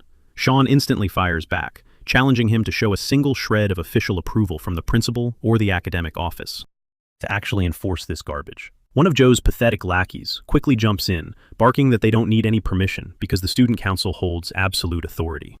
But Sean shuts that noise down in a heartbeat, brutally pointing out that this is just their own made-up power fantasy. Closing the distance, he locks eyes with the chairman and chillingly asks if he ever considered that there are certain people you absolutely do not cross, period. Joe bristles, straight up asking if that was a threat. Before things turn ugly, Lin Shi wedges herself between them, desperately trying to de-escalate the tension. She nudges our boy to just head home, mentioning that her dad is probably worried sick. The two casually stroll out, leaving the chairman boiling with absolute rage. He vows to make Sean pay, no matter the cost. Later, he's in Director Wang's office, whining about how the current students have 0 respect left. He endlessly complains about Sean ditching classes, showing 0 discipline, and having the audacity to challenge the almighty council. In his mind, this kind of rebellion needs to be crushed immediately. But completely blindsiding him, the director just lets out a heavy sigh and slowly sets his coffee mug down. He looks at Joe and tells him to actually read the room before making any reckless moves. The chairman digs his heels in, aggressively insisting that the proof is literally staring them in the face. But the director calmly shuts him down, explaining that heavy hitters like Sean require a much more delicate approach. This completely triggers Joe, who angrily demands to know what makes this scrawny nobody so untouchable. The director finally drops the bomb, revealing that the principal and even the massive school board have personally vouched for Sean's status. Joe looks like he just saw a ghost. The director leans in, bluntly asking if this arrogant kid seriously thinks he sits at the very top of the food chain. He shatters Joe's ego, making it crystal clear there are titans in this school he absolutely cannot afford to cross. Hearing this reality check, Joe's blood boils even hotter. Mind blown that a guy like Sean has some god-tier VIP backing. The director stands up and tosses him a lifeline of advice, warning him to keep his head down and stay entirely off Sean's radar. He drops a terrifying reality check. The ultra-rich Yang family thought they were untouchable too, and we all know how tragically that ended. But Joe is way too stubborn to take the hint and keeps aggressively pushing his agenda, until Director Wong brutally cuts him off, telling him to chill out before he completely ruins himself. Realizing he's hitting a brick wall, Joe violently storms out, convincing himself that if he doesn't crush Sean right here, the dude's ego will just spiral out of control. Back in the office, the director rubs his temples, muttering that these arrogant kids seriously need a reality check. Later that night, the furious chairman hits a neon-lit downtown bar, trying to drown his massive, bruised ego. A couple of girls try to hype him up, telling him to just relax. One girl gets a little too confident, leaning in and whispering that he should just ditch his drama and party with them. But that completely sets Joe off, violently shoving her back and screaming at her for acting like they are tight. He then absolutely loses it, roaring Sean's name like a madman. Out of the shadows, Yu Chen's slick voice cuts through the tension, casually dropping that Joe must seriously despise Sean to be tweaking this hard. Joe whips around, viciously demanding to know who the hell is laughing at him. The blondie totally brushes off his rage, smoothly hinting that they actually share a mutual target. Connecting the dots, the chairman's eyes narrow, asking what kind of bad blood this random guy has with Sean. Yu Chen dodges the question like a pro, pivoting to ask if Joe wants to team up and finally put that cocky brat 6 feet under socially. The chairman sighs, admitting that Sean's got some heavy hitters protecting him, making a direct takedown insanely risky. But Chen just flashes an evil smirk, promising he has the ultimate master plan, and tells him to pull up a chair. Cut to the next morning. Sean is dead asleep on his desk like a legend, while his buddy Baldy desperately tries to shake him awake. Right on cue, the homeroom teacher struts in, commanding the loudmouths to zip it. Standing right beside a fresh face, he hypes up the arrival of a brand new transfer student. The guy doesn't even try to hide his identity, proudly announcing himself to the room as Yu Chen. Hearing that toxic name, Sean instantly snaps to attention, his eyes locking onto the front of the room. He might have switched up his whole aesthetic, but our boy immediately recognizes that same psychotic glint in his eyes. Sean's mind starts racing, trying to figure out what kind of twisted game Chen is playing here. Meanwhile, the teacher scans the room, trying to figure out where to dump the new kid. And by absolute pure nightmare logic, he spots a single empty desk all the way in the back, literally right beside Sean. Yu Chen flashes a totally fake smile, saunters over, and sweetly whispers for Sean to take real good care of him from now on. The scene sharply cuts to Chen's insanely massive mansion. Hearing psychotic cackling echoing down the hall, his bodyguards bust the door open, panicking if their boss is hurt. Chen violently snaps at them to back off and never interrupt him while he is busy doing his so-called homework. In reality, the psycho is literally drafting a massive, twisted flowchart on exactly how to mentally destroy Sean once and for all, while making him suffer. He mutters his dark strategy out loud. Step 1, play the innocent bestie. Step 2, map out every single vulnerability Sean has, and then ruthlessly torture him until his brain entirely shatters. He's straight up monologuing like a supervillain about his grand revenge, leaving his terrified guards exchanging looks, wondering if their young master has totally lost his marbles. The next day, the squad hits the blazing hot track field, gearing up for a brutal long-distance run. The blondie mentally notes that Sean has this absolute hero complex, making this gym class the ultimate trap to kick off his psychological warfare. Everyone lines up at the starting mark, hearts pounding. The second the coach blows the whistle, they explode off the line, with our boy naturally dominating the front of the pack. Trailing right beside him, Yu Chen fakes a nasty stumble, screaming out for help like he's about to wipe out. But in a god-tier move, Sean completely ghosts him like an annoying ex and just keeps blazing down the track. The blondie is left eating dust, completely baffled that his Oscar-worthy acting just flopped. He's literally fuming, wondering if Sean is deaf or just that heartless. Out of nowhere, the massive gym teacher drops a heavy hand on Chen's shoulder. The coach forcefully announces that Chen is getting hauled to the infirmary immediately. The kid desperately tries to backpedal, insisting he's totally fine. But the coach isn't having any of it, booming that anyone who wiped out that hard has to be seriously injured. Completely ignoring Chen's frantic protests, the absolute unit of a teacher scoops him up like a baby and marches off, while Chen throws a massive, embarrassing tantrum. The man proudly flexes that he was a pro weightlifter back in his prime, casually yelling for the class captain to take over the drill. Watching the supposedly tough new kid get princess carried off the field, Baldy just scratches his head, wondering if the new guy dropped a few IQ points. Even Sean is low-key confused, debating whether Yu Chen is actually just an uncoordinated mess or playing some insane mind games to make him drop his guard. The following day in chemistry class, the professor tells everyone to buddy up for a project. Yu Chen spots the ultimate opening and slides over to Sean, who is currently busy sharing a single brain cell with Baldy. The blonde dude taps Sean on the shoulder, hitting him with the classic, "Can you help me understand the lecture?" excuse. Jai instantly shuts that down, flexing that our boy is already partnered up with him. Yu Chen tries to play nice, but but Baldy proudly announces that he holds the official title of Sean's #1 parasite. Yu Chen is absolutely stunned. He cannot fathom how a guy can be so insanely proud of glazing someone else. Deciding to drop the act for now, he forces an apology, letting the duo get back to their lab work. Baldy even throws extra shade, mocking that if the clumsy new kid trips on flat ground, he would totally shatter the ammonia flasks. That roast catches Blondie totally off guard. He bites his tongue to stop himself from screaming that the tripping incident was totally calculated. Seething with absolute rage, Yu Chen quietly updates his mental hit list, tossing Jai right on top. Walking home from school later, Lin Shi tags along, just yapping a mile a minute about random stuff. But our hero is completely zoned out. He is racking his brain, trying to figure out what the hell Yu Chen is plotting with this sudden buddy-buddy act. Sean refuses to drop his guard. Suddenly, sketchy voices echoing from a nearby alley force them to slam the brakes. Lin Shi peeks over, wondering if some street brawl is going down, but Sean instantly pivots, having zero interest in playing hero today. Down the alley, 2 local thugs are shaking Yu Chen down, demanding a ridiculous toll fee just for walking on their turf. Channeling his absolute best Oscar-worthy performance, the blonde cries out that he is totally broke, screaming for anybody to come save him. Lin Shi nudges Sean, shocked that he is actually going to ignore this. But our boy's priorities are straight on food, pointing out a grilled sausage cart up ahead. Yu Chen starts low-key panicking, wondering if his target seriously just walked right past his trap. Instantly dropping the pathetic victim act, he snatches the street thug by the collar and orders him to throw a full-power punch directly at his face.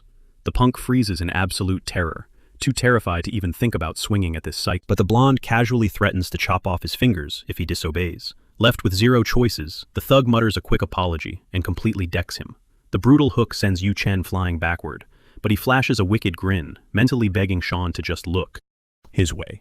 That nasty blow lands so hard, it literally knocks out a tooth, proving his dental work is way more fragile than his massive ego. Even spitting blood, the absolute madman barks at his hired goons to keep thrashing him. They are strictly forbidden from stopping until the dark-haired guy swoops in to play savior. When the thugs hesitate, he promises to rip their teeth out bare-handed. That terrifying threat instantly drains their color, forcing them to resume the beatdown. He starts shrieking in agonizing fake pain, echoing so loudly that Lin Shi actually cringes. Her inner moral compass instantly lights up. Spinning around on her heels, she declares there is no way she is letting a classmate get completely wrecked like this. She storms right up to the hoodlums, stomping Yu Chen out, and orders them to back off, as if a stern warning is going to trigger some deep soul-searching. The punks just click their tongues, super annoyed that the bait caught this random girl instead of their dark-haired target. Attempting to stay somewhat polite, well, thug-level polite, they tell her to just scram because this ain't her problem. But Lin Shi shuts that down immediately. She insists it is 100% her business, claiming it is her absolute duty to protect her peers. Wonder Woman over here literally plants herself right in front of Yu Chen, bravely shielding the manipulator from his very own paid actors. The purple-haired delinquent smirks, telling her to be a good little girl and get lost. He drops a nasty warning that his fists do not discriminate against women, but that edgy threat massively backfires. Lin Shi just digs her heels in deeper, fiercely declaring that she does not negotiate with absolute trash. Backing down now would only boost their pathetic egos. Purple Hair gets totally triggered by the scumbag comment. He whines that they are just broke teenagers trying to secure the bag. Lin Shi ruthlessly claps back that if jumping innocent kids is their peak career move, they seriously need to touch some grass. Completely over this girl's morality check, the second lackey winds up a wild right hook. Lin Shi flinches hard, but bravely holds her ground, ready to tank the hit. But mere milliseconds before impact, Sean violently intercepts the fist, saving her at the buzzer. Lin Shi's eyes instantly light up with relief. On the ground, Yu Chen buries a twisted, victorious smirk. His toxic little trap is finally springing perfectly. Sean steps up, radiating absolute menace, and casually tells the street trash to crawl right back to the gutter. Once the punks scatter in terror, our boy immediately checks on Lin Shi, giving her an earful for jumping into danger like a reckless idiot. He begs her to never pull a stunt that stupid ever again. Right then, Yu Chen interrupts the moment, pouring out his fake, overly dramatic gratitude for the rescue. He absolutely nails the victim persona, sobbing that he is just a helpless transfer student who got targeted because he is a lonely outcast with zero friends. The sob story is so intensely convincing that it completely melts Lin Shi's heart. Without a second thought, she promises to have his back if those creeps ever return. Forcing a perfectly warm smile, Sean also chimes in, offering an open invitation for help, playing the ultimate supportive classmate. But internally, Sean is absolutely boiling. The thought of this manipulative creep inching closer to his girl makes him want to snap necks. Yu Chen excitedly shakes his hand, like a total fanboy. But beneath those plastic, polite smiles, two intensely lethal auras are clashing in dead silence. Both predators just waiting for the perfect second to strike. Over the next few days, Yu Chen smoothly slithers his way into Sean's friend group. He keeps his hands clean, avoiding anything overly suspicious. But Sean refuses to drop his defenses for even a fraction of a second. One morning, Blondie casually invites them to grab some boba after class. This aggressively friendly vibe instantly triggers Jai, making him paranoid that the new kid is plotting to steal his crown as Sean's ultimate right-hand man. Yu Chen gets totally yelled at, but he swallows his massive pride and keeps forcing his way in. He is obsessed with closing the distance, no matter how much dignity it costs him. After the bell rings, the stalker literally camps outside Jai's house. Baldy is beyond shocked, furious that this cockroach actually crossed the line and tracked down his home address. Barking out a demand for why this creep is haunting his front porch, Yu Chen pulls the grateful friend card, claiming his bullying completely stopped since he joined their squad. To show his thanks, he casually hands over a brand new PS5. The absolutely broke student practically stops breathing, having never seen a piece of tech that insanely expensive in real life. For a fleeting second, his massive hatred for the pest completely vaporizes. Throwing a buddy-buddy arm around Jai's shoulder, Yu Chen smoothly fishes for intel, asking just how deep his bond with Sean actually goes. Jai flexes his chest, proudly declaring they are tighter than blood brothers. Yu Chen then drops the real question, playing innocent as he asks what Sean is actually into outside of school. Without firing a single brain cell, Jai leaks that Sean mostly grinds at the gym and runs his own private security firm. But mid-sentence, it suddenly hits him. The interrogation feels incredibly weird. The blonde is literally radiating red flags. Yu Chen smoothly laughs it off, claiming he is just super inspired and wants to launch his own side hustle someday. Cut to later, our main guy is completely mind-blown when his bald bestie pulls up flexing a brand new console. Sean calls major cap on Jai buying that legally. He instantly accuses him of swiping his dad's credit card again. Seriously concerned, he demands to know if getting his backside whipped into a literal barcode last time did not teach him a damn thing. Jai starts sweating bullets, just reliving the trauma of that historic beatdown. He dramatically admits that even his buns of steel would not survive another round of the dreaded leather belt. Then, puffing his chest out, he proudly declares he scored the gaming rig for $0. He straight up mimics how Yu Chen desperately begged him for the inside scoop on Sean's businesses, tossing him the tech as a bribe. Eyes literally turning into dollar signs, this absolute clown proudly confesses he took the bribe. Still, bro isn't entirely clueless. He admits it's super sus that Yu Chen randomly wants to snoop around Shan's business. Apparently, the rich kid claimed he just wanted some tips on the hustle. But Jai respects the bro code, swearing up and down he'd never leak the actual tea. That restores about 50% of Shan's faith in humanity. Jay then flexes hard, bragging that he's a mastermind at milking rich guys for cash. He casually mentions the blonde brat told him to pull up to a sketchy riverside spot to spill the intel. Shan drops a casual question about the meetup time. You can practically hear the rusty gears turning in Jai's smooth brain before he mutters that it was, 2 hours ago. My guy straight up admits he was going to ghost him from the start. Cracking up, this absolute menace claims Yu Chen's vibes are way too toxic, so leaving him on red was the only option. Hearing this glorious betrayal, our boy chuckles, sarcastically hoping the rich kid doesn't catch a cold out there. I mean, it is brick outside right now. And speaking of freezing, cut to Yu Chen absolutely fighting for his life, violently sneezing by the docks. Quaking in his designer boots, he genuinely cannot fathom why his rat is taking so long. Looking stressed, his massive bodyguard steps out of the shadows, aggressively tossing a thick winter coat over the kid's shoulders. Of course, this ungrateful brat immediately bites his head off. He aggressively reminds the giant that he's on the payroll to throw punches, not to act like some overbearing helicopter mom. If Jai caught wind of this setup, the whole sting op would instantly crash and burn. But the bodyguard holds his ground like a brick wall, flatly stating that catching hypothermia is not on the agenda today. Plus, let's be real, the bald kid clearly flaked. Still, Yu Chen's ego refuses to process that a broke nobody with an IQ lower than his follicle count would actually have the guts to stand him up. In his mind, bribing the guy with a top-tier gaming rig was a foolproof way to make him sing. So, the stubborn fool camps out by the freezing water, literally toughing it out until 12 a.m. Fast forward to morning, he corners Jai at school, yanking his collar while foaming at the mouth about being ghosted.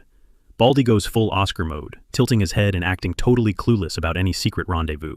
With zero shame, he swears on his life he never agreed to a meetup. This gaslighting session just pushes Yu Chen closer to a brain aneurysm. To rub salt in the wound, Jai casually points out that going on a midnight stroll with another dude is completely out of pocket.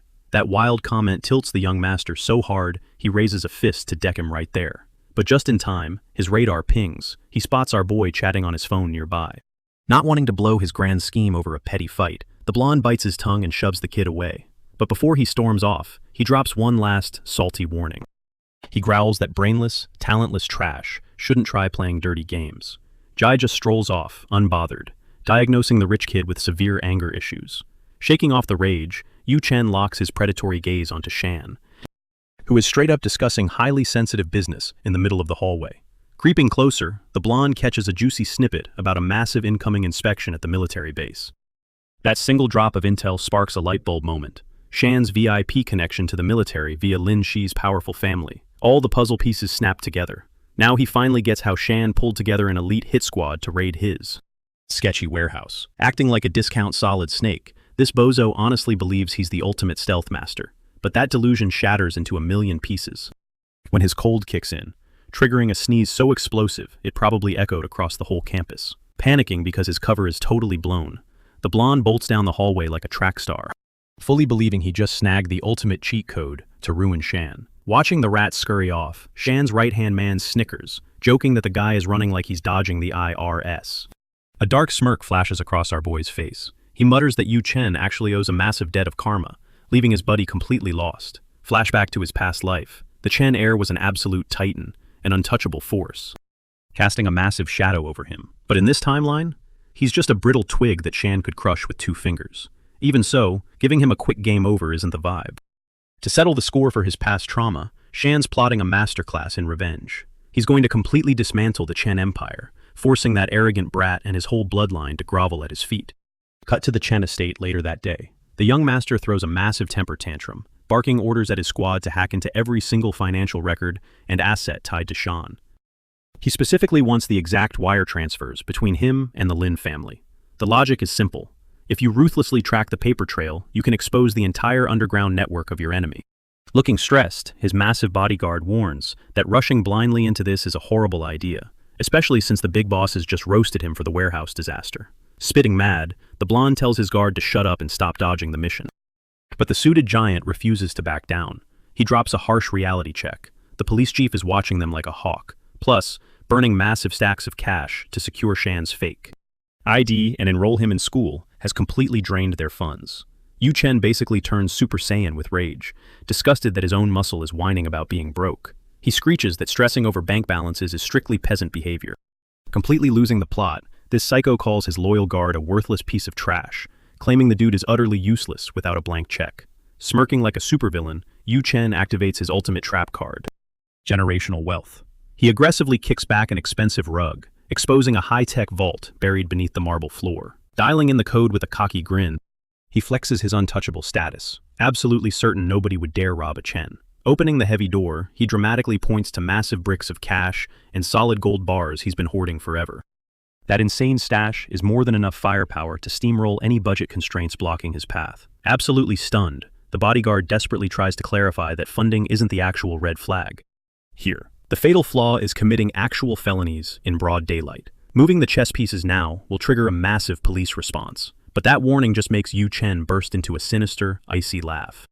He sneers, declaring he already gambled his entire life away, trying to obliterate Shan. He is way past the point of no return. Eyes burning with malice, he commands his crew to tear the city apart to find the hidden link between his rival and the powerful Lin Empire. Trapped by loyalty, the bodyguard swallows a heavy sigh, marching out into the night to execute the doomed orders. Having screamed all the rage out of his system, the spoiled brat finally catches his breath. He smugly assumes our boy is throwing a party right now, celebrating outsmarting him. A villainous smile creeps across his face as he pictures the exact moment his perfectly engineered trap finally springs shut. Meanwhile, completely off his radar, a sleek black car is idling silently right across from Shan's secret HQ. A covert paparazzi grips his camera, locked in and ready to snipe some incriminating shots. Our boy coolly snaps the window blinds shut, blocking the lens. Leaning back, he drops some wisdom on Brother Peng, comparing Yu Chen to a desperate casino junkie, drowning in debt after getting completely what. Right now that kid is unhinged enough to pull the dirtiest tricks imaginable, just to clutch a win. Peng shakes his head in disbelief, openly admitting he never imagined a random high school kid could back the mighty Chen heir into such a chaotic corner. Always the tactical one, Peng suggests taking the easy W. Just let Director Dong slap the cuffs on him. I mean, at this point, the blonde is walking around with a glowing wanted level anyway. But our boy smirks, calling that strategy way too basic. He drops a heavy truth bomb. When you're hunting an apex predator from a mega-wealthy dynasty like the Chens, calling the cops is basically useless. Absolute worst-case scenario? They'll just swipe a black card, buy a fresh identity, and respawn overseas like nothing happened. Even if they permanently delete Yu Chen from the board, his corrupt bloodline will just clone a new boss. And the sequel is usually way deadlier. If you decide to step on a venomous snake, you better secure the kill shot, or else that thing is spinning around to bite your ankle. The pro strategy for destroying a viper? You rip out its fangs first. Then you strip away its armor, leaving it so broken and pathetic that even its own nest throws it to the wolves. Going off that savage logic, Shan slams a map of the suburbs onto the table. His master plan? Fake an official inspection and leak a rumor that the military is rolling up. When Yuchen caught that phone conversation earlier, Sean totally bets that the desperate young master's knee-jerk reaction was to sever his ties with the military and Lin Jingbang. Brother Peng thinks the strategy is pretty solid. But honestly, he doubts that eavesdropping on one single call is enough to bait the trap. Sean already saw that hesitation coming. He smirks, claiming they are about to drop way more crumbs to reel their target in completely. And wouldn't you know it, he has the ultimate pawn in mind. The absolute best bait for Yu Chen is a guy he thinks he has wrapped around his finger. Hearing this, Brother Peng shoots him a deadpan stare, asking if he is dead serious about throwing Baldy out there as the lure. Our mastermind breaks it down.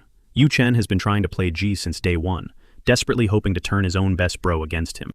A heavily calculated info drop straight from his best friend's mouth is absolutely guaranteed to trigger the young master. But that whole concept really rubs Brother Peng the wrong way. Because Jia is literally just a clueless college kid who will have to dodge Yu Chen's brutal payback later on. But our strategist totally chills him out, explaining that his buddy's sheer innocence is the exact reason Yu Chen will never sniff out the trap. Plus, it is not like he is actually tossing his bro into the line of fire. Jai just has to play the role of a greedy loudmouth who folds for cash and spills tea like his life depends on it. Fast forward to the next morning, his buddy struts right up to Yu Chen, acting way too chummy. Like zero drama ever went down. Already instantly annoyed, Yu Chen barks at the clown to get out of his face. But Jai just leans in close, smirking, and asks if he is totally sure about that. Because, shocker, he just happens to have the absolute freshest tea on Shan's corporate moves. Yu Chen scoffs, demanding to know why he would ever trust a rat who already finessed him once. He flexes that he is filthy rich, so dropping cash on a gaming rig means literally nothing to him. And tells Baldy to take a hike. Baldy just mumbles a few cryptic hints under his breath, then pauses, asking if he has his attention now. Catching on to that spicy info drop, Yu Chen instantly bites. He violently snatches the guy by the collar, shaking him, and screaming to spill what he actually knows. Clearly annoyed, Jai asks why he is throwing such a massive tantrum all of a sudden. Yu Chen slowly loosens his grip. Seizing the moment, Baldy smoothly drops the bomb that, since the rich kid is clearly swimming in cash, this premium intel is going to cost way more this time around. The Chen family's golden boy snaps that he already bought him a rig, and demands to know what he is begging for now. G just smirks, claiming that console was strictly a homie discount, and if he isn't ready to fork over some real dough, then they are officially done talking. As Baldy swivels around and starts walking away, Yu Chen grinds his teeth, remembering how back in the day, he could have swatted a peasant like him like an absolute bug. But right now, his hands are tied while this street rat boldly fleeces him. Jai randomly throws shade, mocking that he actually thought the young master had deep pockets. But honestly, he is just acting like a broke loser. Suddenly, the desperate rich kid completely folds, halting him in his tracks and growling to name his price. Baldy casually mentions he wants the newest iPhone, claiming the hype around it is totally insane right now. He has been dreaming about copping one forever, but his bank account has always been on zero. Yu Chen flashes a cocky smirk, brushing it off as pure pocket change for a guy like him. He instantly starts wiring the fund, and Baldy jokingly warns him to pay attention so he doesn't accidentally send that fat stack to the wrong guy. Once it dings, Yu Chen glares and asks if that pile of cash is finally enough to talk. Deep down, he remembers Shan calling this dude a total cheapskate at heart. Getting to the point, Baldy reveals that Shan begged him to cover his tracks at school, since he is ditching classes for a while to handle some hardcore corporate business. Jai plays dumb, asking what the heck is actually going down. Yu Chen, feeling smug, connects the dots aloud. Sean is rolling out to the city's west side because the military is gearing up to raid his operations super soon. Rumor has it, the big bosses want to construct a massive logistics hub out there. Processing this, Yu Chen realizes the puzzle pieces line up perfectly. This perfectly mirrors the super secret intel he snatched while snooping on Shan's phone call from before. Narrowing his eyes, the young master questions if Baldy is dragging him into a setup. There is zero chance Shan would casually leak top-tier secrets to an idiot like him. Jai just shrugs, claiming he and Shan are basically blood brothers. So the guy literally trusts him with his life and spills everything. Chen ruthlessly roasts him, scoffing that Shan sure hit the jackpot having a loyal snake like him. But Baldy flips the script, coldly telling Yu Chen that the two of them are honestly cut from the exact same cloth. The desperate heir then presses for the exact drops, begging for the inspection time or the lead official's name. Baldy stares at him like he lost his mind, calling him a total brain-dead idiot. Because probing for hyper-specific details like that would instantly out him as a rat. He throws his hands up, asking if that massive info dump still is not enough to satisfy his paranoia. Then, Baldy ruthlessly taunts him, mocking that the rich kid is still stuck on noob-tier gameplay. He genuinely questions how he expects to go head-to-head with Shan, rocking such garbage skills. He issues a harsh warning, back the heck away from Sean before this whole thing blows up in his face. Chasing some tiny crumb of an advantage is just going to cost him everything. Triggered by the disrespect, the young master practically foams at the mouth, screaming about why everyone constantly treats him like an absolute joke. Baldy puts his hands up defensively, claiming he is just dropping some friendly advice. But Uchen roars that he better cough up every single detail he is hiding. He drops a freezing threat. If this rat dares to cross him, he will unleash a level of hell that will make him wish he was never born. Jai desperately swears he would never pull a stunt like that, sucking up by saying their new bond is totally unbreakable. With the cash secured, Baldy bounces, leaving the paranoid young master spiraling, heavily doubting if he can actually trust a single word that street rat just said. Eventually he calms his nerves, figuring a greedy idiot like him wouldn't dare pull a fast one anyway. Without missing a beat, he secretly texts the coordinates to his underground crew. In his twisted mind, wiping Sean off the map will be a total breeze once the military's shield is completely shattered. Meanwhile, hiding in the shadows, Brother Peng is tracking their every single move. He radios our boy, confirming that Chen totally swallowed the hook and is already blasting orders to his goons. He gives the green light that Baldy is out of the danger zone and asks for the next play. Our mastermind sharply commands him to hold the line, warning that if they let their enemy run wild right now, he will instantly blow his own cover. Ping nods into the comms, confirming he is staying completely frozen in his spot.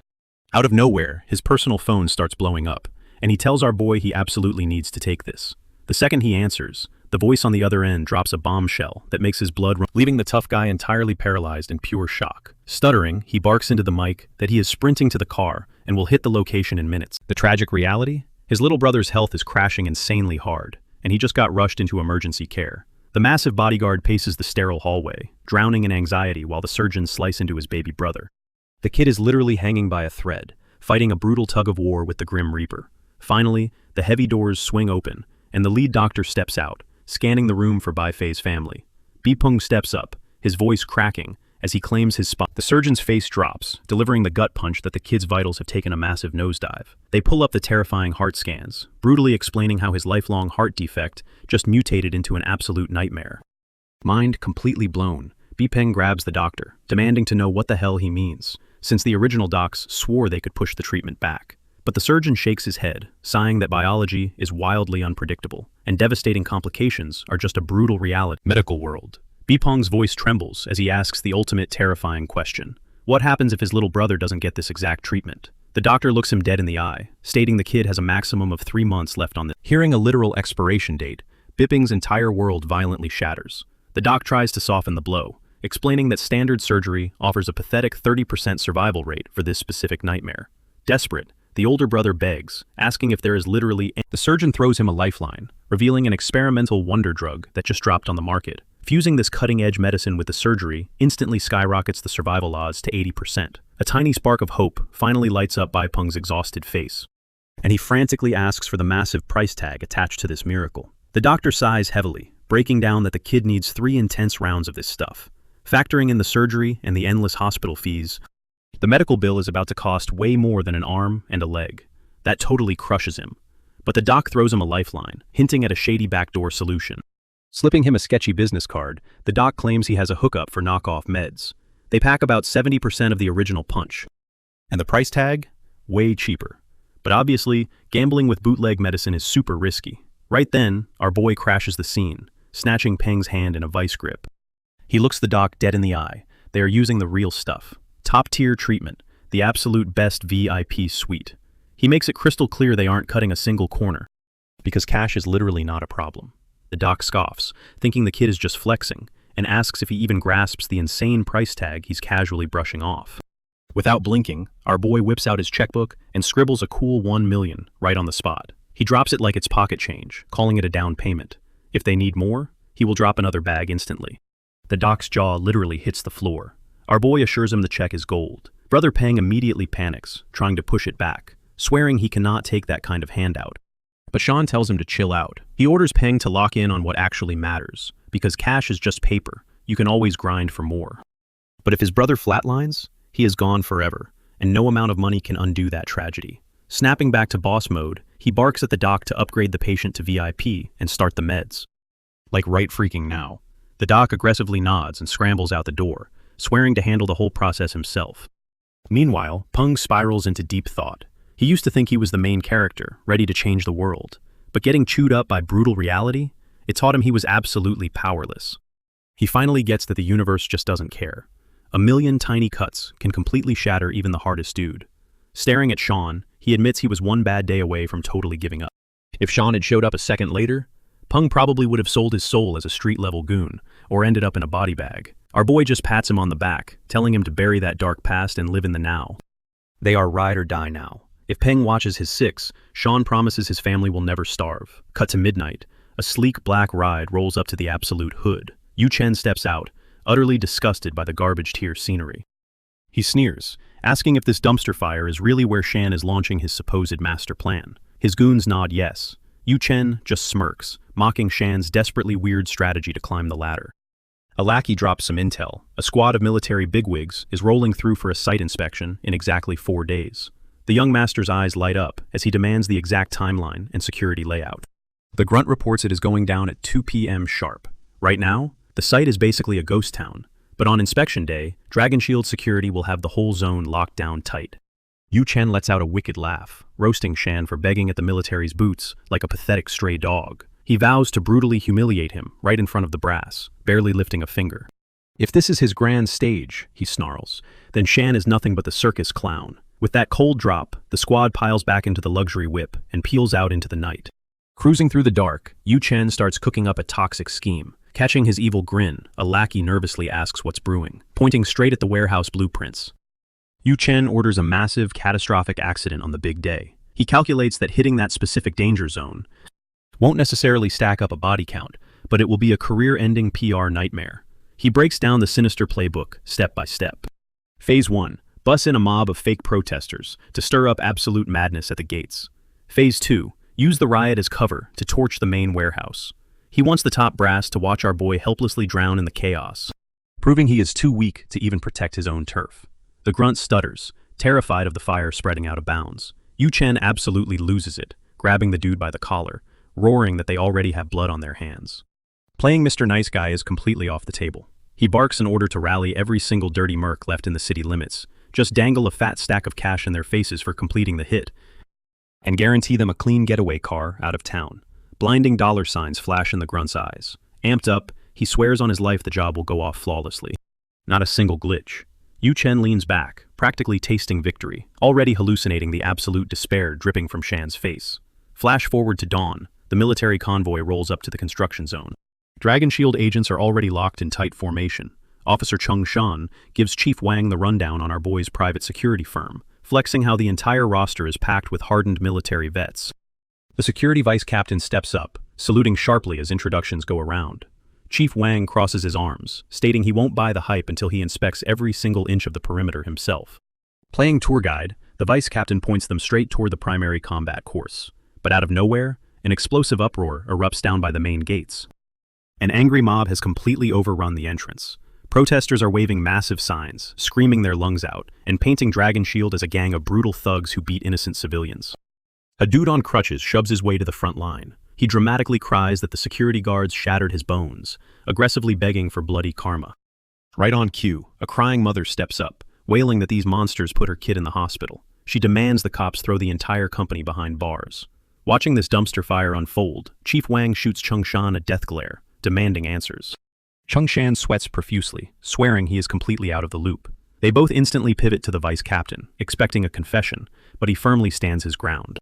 He calls absolute cap on the mob, defending his squad's honor. Shockingly, Chung-shan backs him up without a second thought. Sensing they aren't buying it, the crutch guy lunges forward, screaming that Shan is a ruthless mob boss who needs to rot in a federal cell. The tension violently spikes. The security guards drop into fighting stances, ready to throw hands.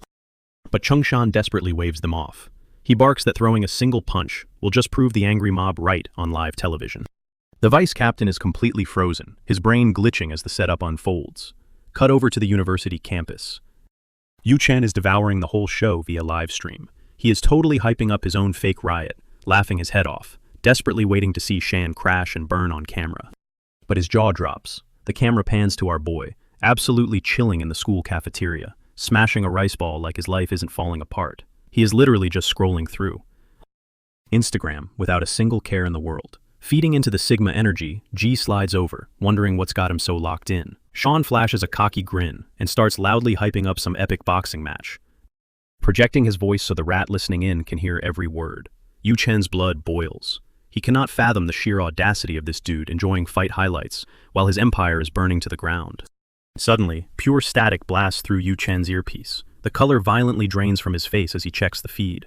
A massive fleet of police cruisers has swarmed the site way too early. SWAT teams flood the zone, aggressively slamming the loudest victim against a cruiser. Out of nowhere, the police chief calls the actor out by his actual government name. The chief aggressively grills him about his supposedly shattered leg, and how a major surgery miraculously healed in under 3 hours. The scammer starts violently sweating bullets. The chief effortlessly dismantles the entire circus on the spot, calling out the fake crash, the phantom bruises, and the whole pathetic setup. The whole thing was a setup. Director Dong rolls up with pure boss energy, barking orders at his squad to bag every single hater on the spot. His crew sweeps the area in seconds, locking them down without a single scratch. Even Staff Officer He looks totally shook by how fast the cops mobilized. Right then, the scarred veteran sweeps the scene. His gaze snaps up, locking onto a lone shadow chilling on a skyscraper rooftop dead ahead. One of Dong's officers shouts that they caught the whole mess on camera. The veteran smirks, his respect for Shan's absolute masterclass of a counterattack going through the roof. Cut back to the classroom, where the rich kid is physically shaking. His brain short-circuits. The cops were literally never supposed to crash this party. Slowly, he turns his head, finally grasping the absolute monster he's up against. Our boy just flashes him a deadly, smug grin, and Yu-Chen realizes he just got played like a fiddle. The floor basically drops out from under him. He was supposed to be the ultimate sleeper agent. Jaw clenched, he punches his desk, absolutely losing his mind. A random girl walking by spots the new transfer and stops to ask if he is feeling okay. The word student acts like a slap to the face, ripping him back to reality. Right, he is still playing a role. Slapping on a fake grimace, he grumbles something about drinking spoiled milk tearing up his stomach, then stomps off, fuming. Jai watches him storm out, totally confused if his best bro just broke the blonde dude's sanity. Our boy just hits him with a cold truth drop. Rabid dogs bark the loudest right before they get put down. But the noise does not save them. Flipping open his phone, he shoots Director Dong a quick text, thanking him for the backup. Smooth execution always gets 5 stars. Meanwhile, in the boys' bathroom, the rabid dog is punching stall doors, completely crashing out. He walked right into a checkmate. And the most humiliating part? Shan does not even know his real identity. That is what burns the worst. He swears he left absolutely 0 breadcrumbs. His blueprint was top tier, or, well, it was supposed to be. Then, a light bulb flickers on. The only glitch in his bulletproof strategy had to be the inside man. The right-hand guy he paid off for intel. Regret washes over him. That one reckless move might have nuked his entire mission. Honestly, he kind of respects his target now. If Shan's lackeys could completely dismantle his trap, then he definitely slept on their power levels. But hold up, the math isn't mathing. Baldy was literally never supposed to know he planned to nuke Shan's empire. A super dark theory hits him. What if Baldy was the puppet master all along? The thought freezes him in his tracks. What if his final boss is way scarier than Shan? He chuckles at his own clown behavior, realizing he was targeting the wrong NPC this whole time. Suddenly, a heavy knock rattles the stall door, ordering him to stop hiding and step out. Heart-dropping, his brain speedruns a list of Shan's heavy hitters, wondering who tracked him down. Getting jumped inside a high school bathroom stall would legitimately be his absolute worst. Villain origin story. But a second later, an old janitor grumbles through the door, saying he just needs to mop up so he can clock out for the day. Yu-Chen lets out a massive breath, realizing he is tweaking over nothing. He swings the door open, flashing a fake, sweet smile, and apologizes for the holdup. But even the guy with the mop starts roasting him. lecturing the punk to stop hogging the toilet. Swallowing his pride, the young master says sorry again, throwing out an excuse about brutal constipation. Suddenly switching to sweet old man mode, the janitor offers to walk him to the nurse if his stomach is acting up. Moments later, Yu Chen struts down the hallway like a total angel, waving at passing girls as if he wasn't just having a psychotic break 5 minutes ago. Instantly, the girls melt into giggles over his smile. To them, he is serving pure golden retriever energy, a total mood booster. Meanwhile, Yu Chen is dying inside, realizing this whole sunshine boy act is literally just getting him babied by random girls. But he has to keep the mask glued on. His real target is still breathing. Fast forward to the construction zone. A cop reports back to Director Dong, confirming all the instigators are in handcuffs. Turns out, half these guys already had rap sheets, and a few had active warrants. Beyond securing the bag with his sketchy demolition side hustle, the director is absolutely thriving over the gorgeous little bonus package Sean handed him. Staff Officer He catches that greedy smirk plastered across Dong's face. Playing it cool, the director humbly credits his super helpful buddies over at Dragon Shield Security for the advance intel. Right on cue, Brother Peng booms out a massive thank you from behind, completely dwarfing the guy with his giant, intimidating frame. After catching his breath, the captain admits their private security squad does not mess around. With the mess cleared, the VIPs head to the next zone. Director Dong instantly fires off a text to our boy, bragging that they split the glory for bagging 3 wanted fugitives. The only glitch left on the board? Yu Chen. Dong offers to drag the kid straight into interrogation. But Sean? He is playing a totally different game. He wants to let the rabid dog wander off leash for a few days. Just let him sweat, before completely ending him. Still, the kid ditching school is kind of a red flag.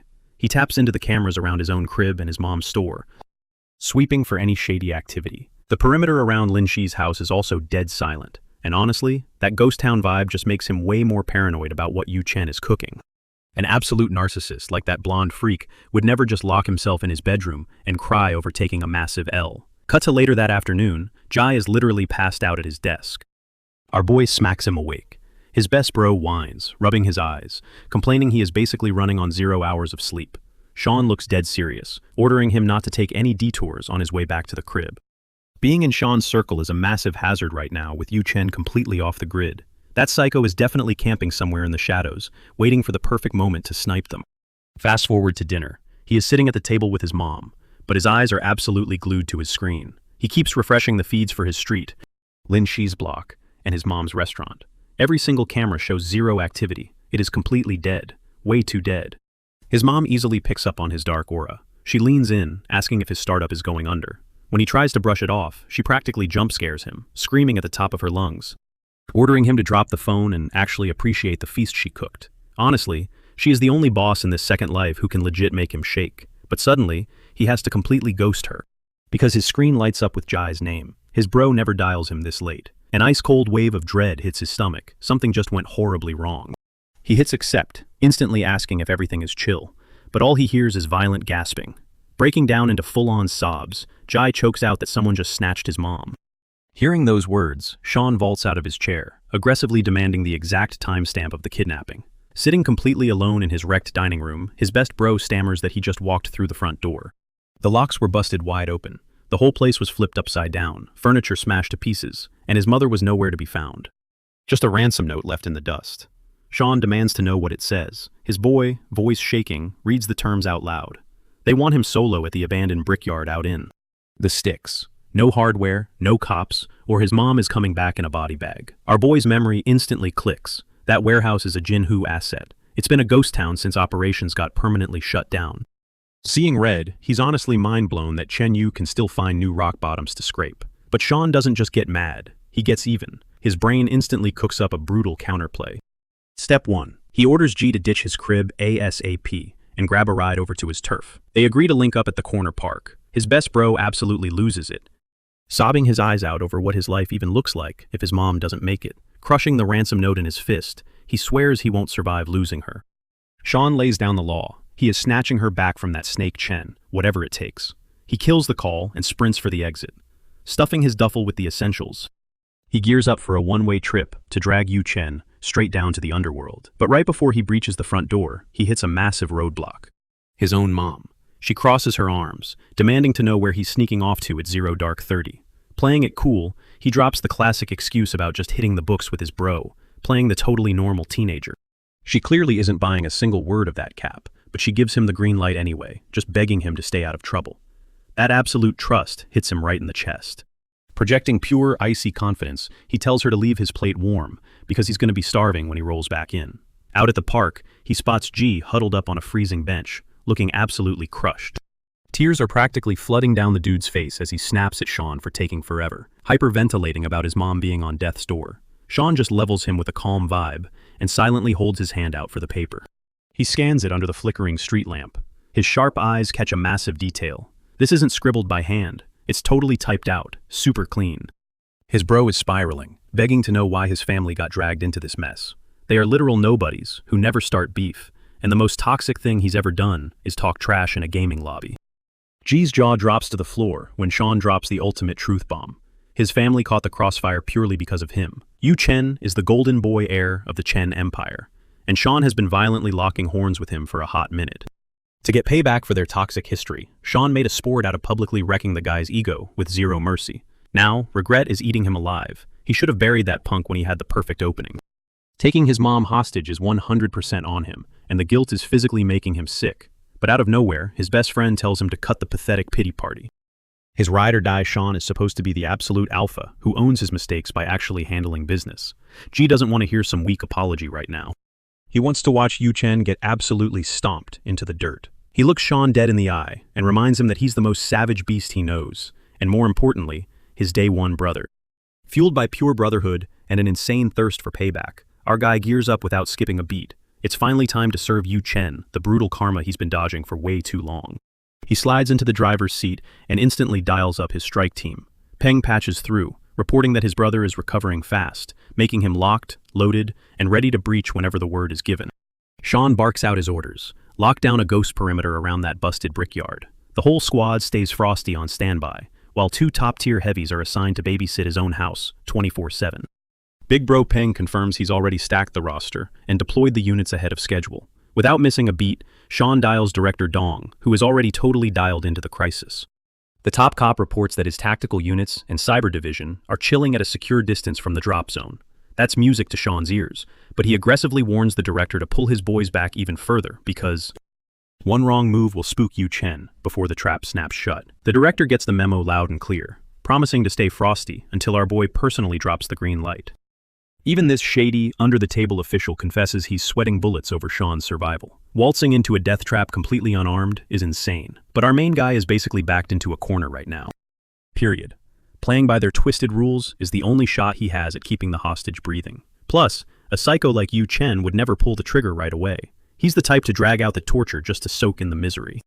The director claims he's got total faith, knowing Sean always hides an ace up his sleeve. But Sean isn't buying his own hype right now. Sure, his master plan to mentally break Yu Chen and treat him like a street dog technically worked, but only skin deep. He totally slept on his rival's sheer desperation, and now he's willingly marching straight into the lion's den. His knuckles turn white against the steering wheel. He's boiling with frustration that, even in his second life, he hasn't moved the needle on the things that actually matter. A sick feeling punches him in the gut. What if Auntie Dung actually doesn't make it out? Breathing would literally feel like a crime after that. Every single time he caught his bros crying, or even just locked eyes with his own reflection, the guilt would eat him alive. That right there is exactly why losing is straight up off the table. Taking one massive, jagged breath, he forces his chaotic brain to zero in on the mission. Over the comms, his recon squad confirms the brickyard is totally blind. 0 cameras. But the thermal scans are lighting up with heat signatures. Yu Chen's goons are definitely holding tight in ambush formations. Sean barks into the mic, demanding their exact coordinates. The squad replies they are boxing the compound in from 3 blind spots. Digesting the intel, he commands Team 2 to hold their ground, even if all hell breaks loose. Meanwhile, Team 3 is strictly ordered to sit tight and breach the second he gives the cue. He slams the pedal to the metal, redlining the engine until the warehouse looms into view. Pulling up to the rusted gates, he steps out into the dead of night and tilts his head up. His hawk eyes instantly catch a metallic glare from a busted window. No doubt about it, Yu Chen or his triggermen are tracking his every move. Looking down from the high ground, the arrogant rich kid smirks, feeling like a god, seeing his prey actually show up. Totally solo, exactly as ordered. His main muscle, though, is sweating the details, warning the boss that this reeks of a setup, and they might be the ones walking into a kill box. Yu Chen just flashes a psycho grin, mocking him for stating the obvious. But tonight, they are holding all the royal cards. They've got the ultimate leverage that Sean literally cannot walk away from. The terrified mom, hog-tied with rough rope and silenced by heavy duct tape, chokes out a muffled sob. That blonde psycho leans in, mocking her, asking if she's thrilled that her kid's bestie marched straight to his grave just for her. He starts cackling like an absolute lunatic, already tasting the sweet victory. He is practically shaking with excitement to see the look of pure despair on Sean's face. That twisted reaction is the only prize he cares about. In his twisted head, this whole warehouse is his personal theater, and tonight, sticking to the script he mapped out. Right on a nearby table, a brick of C4 sits fully rigged, ticking down and ready to blow at a moment's notice. Out in the shadows, Sean whispers into his comms, giving Brother Peng the green light that he is moving in. Peng hits him back with a final warning, promising the squad will breach the doors if he goes dark. In exactly 3 minutes, Sean goes radio silent. He pushes deep into the pitch-black warehouse, sweeping every blind spot with razor-sharp focus. Out of nowhere, Yu Chen steps from the shadows, mocking him about needing a flashlight. After all, a masterpiece falls flat if the stage is totally dark. Sean barks at the clown to stop running his mouth and demands to see the hostage right now. Completely unfazed by the threat, Yu Chen just smirks and gives a slow clap to kick off his sick game. Massive studio lights snap on, blasting a blinding spotlight straight onto Auntie Dung. The blonde psycho orders Sean to play along, if he wants her leaving this place with a pulse. He gestures toward a crimson ring painted on the concrete, and our boy steps right in. Ice cold and unbothered, he brushes it off, daring the rich kid to bring out his absolute worst. Catching that vibe, a wicked smirk crawls across Yu Chen's face. He purrs that a top-tier performance cannot be rushed, especially since they have not even rolled out the entire cast yet. Clicking a remote, he triggers a heavy metal shutter to grind open. Sean's eyes instantly lock onto a second figure strapped to a chair, totally stunned. He is absolutely tripping because he has zero clue who this random boomer even is. Catching his blank stare, his rival chuckles at the confusion and drops the twist. That guy is just their high school janitor. Our main character gives him major side-eye, honestly wondering if Yu Chen has completely lost his grip on reality. Brushing off the weirdness, the blonde menace hypes up his twisted game, laying out 2 brutal options. Option A, rescue his best bro's mom. Or, Option B, save the clueless dude who scrubs the hallway floors. There are no hidden strings attached. But whoever he leaves hanging gets flatlined right here, and that guilt is going straight on his conscience. Cackling like a total lunatic, Yu Chen tells him to hurry it up, slapping a 10-second timer on the clock to lock in his answer. Totally flipping the script, Sean flashes a dark grin and casually drops that 10 seconds is plenty of time. The arrogant rich kid freezes up, his brain completely short-circuiting at the wild response. Strolling right out of that painted red circle, Sean declares he is taking option C. He is snatching up both hostages and tossing this blonde brat into a concrete cell, all in one clean sweep. Yu Chen instantly starts sweating bullets. He never factored in his prey acting this out of pocket. Freaking out, he screams at his goons to stop slacking and form a wall around him. A masked sniper pops out from behind the old man, zeroing in on our hero. A bullet rips through the air, but Sean slips past it on pure instinct. Pissed off, the gunman lines up another shot.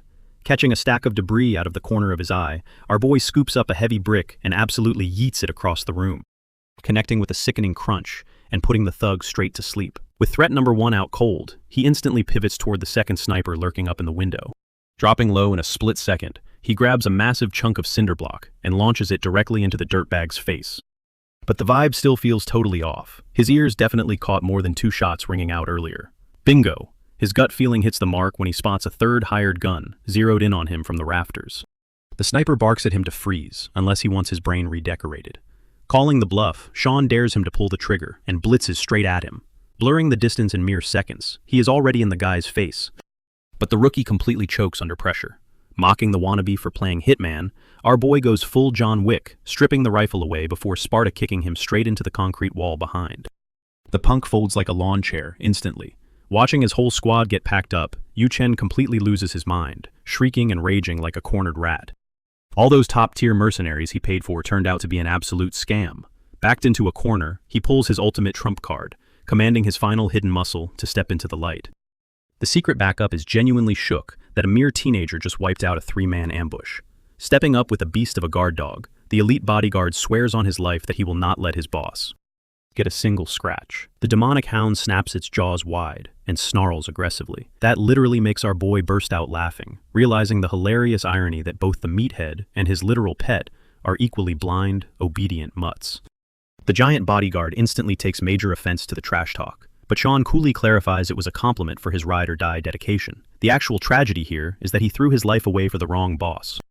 A walking, breathing trash can in a designer suit. Boiling with rage over the blatant disrespect, the fierce protector unleashes his savage partner, ordering the beast to attack on sight. The massive hound lunges with insane speed, catching Sean slightly off guard, but our guy does not even flinch. He just winds back his baton and hands out a brutal lesson, delivering a bone-crushing swing straight to the animal's spine. The heavy impact connects flawlessly, flattening the beast on the spot before it can let out a single whimper. Watching his lethal, million-dollar attack dog get one-tapped leaves the massive guard completely speechless for a second. But shock turns into pure panic when he realizes Sean is already sprinting directly at him, without a single drop of fear in his eyes.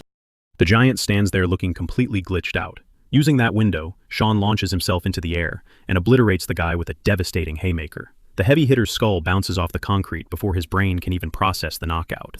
Light work. Our badass protagonist slowly turns his attention to the final boss, but his eyes go wide when he realizes this pampered coward is actually making a move instead of just hiding behind his goons. Yu Chen makes a mad dash toward an oil drum with a fat block of C4 slapped onto it. Sean legitimately wonders if this toxic maniac is crazy enough to kamikaze the entire room just to be petty. But there is absolutely no way our hero is letting it end like this. Diving into his bag, he whips out a tactical grapple hook. With a swift toss, the metal claws bite deeply into the steel support beams high above. My guy launches himself into the air, swinging like Spider-Man over the chaos and eating up the distance in a flash. Down below, the delusional psycho is hyping himself up, convinced he is about to secure the ultimate W. He is feeding himself a hardcore cope, believing a double KO means he does not actually lose. In his warped reality, blowing everything sky high is the only way a total flop like him can still claim the dub. Or so he dreams. Until our boy tackles him from the blind side, body slamming the rich kid face first into the dirt. Pinning him down, Sean coldly whispers that he has been waiting a lifetime for the perfect excuse to personally beat the living daylight out of him. Totally breaking character, the blonde snob pathetically begs for a timeout, screaming that ending him right now is completely pointless. He frantically confesses that he has been stripped of his title and is no longer the golden heir of the Chen Empire. But he instantly tries to flex, warning that even with him falling off, his family will still hunt Sean to the ends of the earth if he leaves a scratch on him today. All because his older brother, Wan Chen, is about to take over the entire mafia throne. The second that ghostly name hits his ears, Sean's whole body goes dead still. Brutal flashbacks hit him like a truck, instantly dragging him back to the shady guy who handed him a water bottle right before his ultimate mission. A terrifying memory clicks. He distinctly remembers that snake slipping some kind of poison into his on that fatal day. His brain kicks into overdrive, scrambling to connect the dots and figure out exactly how that mastermind orchestrated his tragic downfall in his Yu Chen's obnoxious, villainous cackling snaps him right out of the trance. The battered rich kid sounds insanely cocky, bragging that his untouchable brother is going to make Sean's existence a living nightmare this time. Fantasizing about the brutal torment waiting for our hero's loved ones gives this creep a sickening thrill, and for the very first time since his reboot, those toxic threats actually manage to strike a raw nerve, hitting our main character right where it hurts most. He balls his fist, completely at a loss, while Yu Chen just cackles like an absolute maniac, right in his face. But after a heavy pause, Sean just exhales and lets the rage fade. Tapping his earpiece back to life, he deadpans to the director, giving the green light for the strike team to breach. The blonde psycho is still laughing his head off as Sean officially calls it in. The target is bagged, and the VIPs are secured without a scratch. Cut to Director Dong's office a little while later, where the big boss is giving him major props for pulling off such a flawless op. But the celebration doesn't last long. The director drops a massive reality check, sliding over some screenshots pulled straight from Yu Chen's seized phone. Scrolling through the logs, our boy's blood runs totally cold the second he spots the one name that haunts his nightmares. Xuan Chen. The heir to the Chen Empire didn't just text, he was pulling strings, demanding a full background check on Sean, just in case his brother's little hostage stunt went south. Meanwhile, miles away at the lavish Chen estate, the man himself is kicking back, meticulously combing through every single file they dug up on our MC. Instead of being mad, he finds Sean's track record wildly intriguing, getting utterly obsessed with every little footnote of his life. This sparks a delightfully toxic idea. He needs to get up close and personal with this guy. Whipping out his phone, he orders his fixers to orchestrate a flawless setup. The goal? Bump into Lin Shi by pure fabricated coincidence. But it has to look perfectly organic, with zero red flags. He isn't stopping there either. He is already using his VIP connections to secure a transfer into Sean's exact university. The anticipation is eating him alive. He is dying to meet the guy who somehow managed to outsmart his screw-up of a little brother. To Xuan, utterly breaking your rival is a basic game of chess. If you want to crush the dog, you have to figure out who holds the leash. Fast forward back to the precinct, where Peng frantically yells at Sean to dodge the glass doors, since our boy is literally zombie walking with his eyes. Glued to his glowing screen, Sean barely shoots a glance at his partner, who is currently hyped out of his mind because Yu Chen just caught a 15-year sentence for all his underground hustles. Peng genuinely thinks they can finally chill out and take a breath, but Sean is absolutely deadpan. His focus instantly snaps right back to his phone, which completely grinds Peng's gears. He is totally baffled as to why his bro looks like he is about to have a panic attack, especially after locking away their worst nightmare. The truth? Lin Shi sent him a super heavy text earlier, saying they desperately needed to talk. Playing it cool, he types back that they can hash it out on campus tomorrow. Over at her massive estate though, the vibe is tense as she faces an intense standoff with her parents about dropping out of the university. Looking down, she shyly admits that she finally found her crowd and actually made some real, genuine friends there.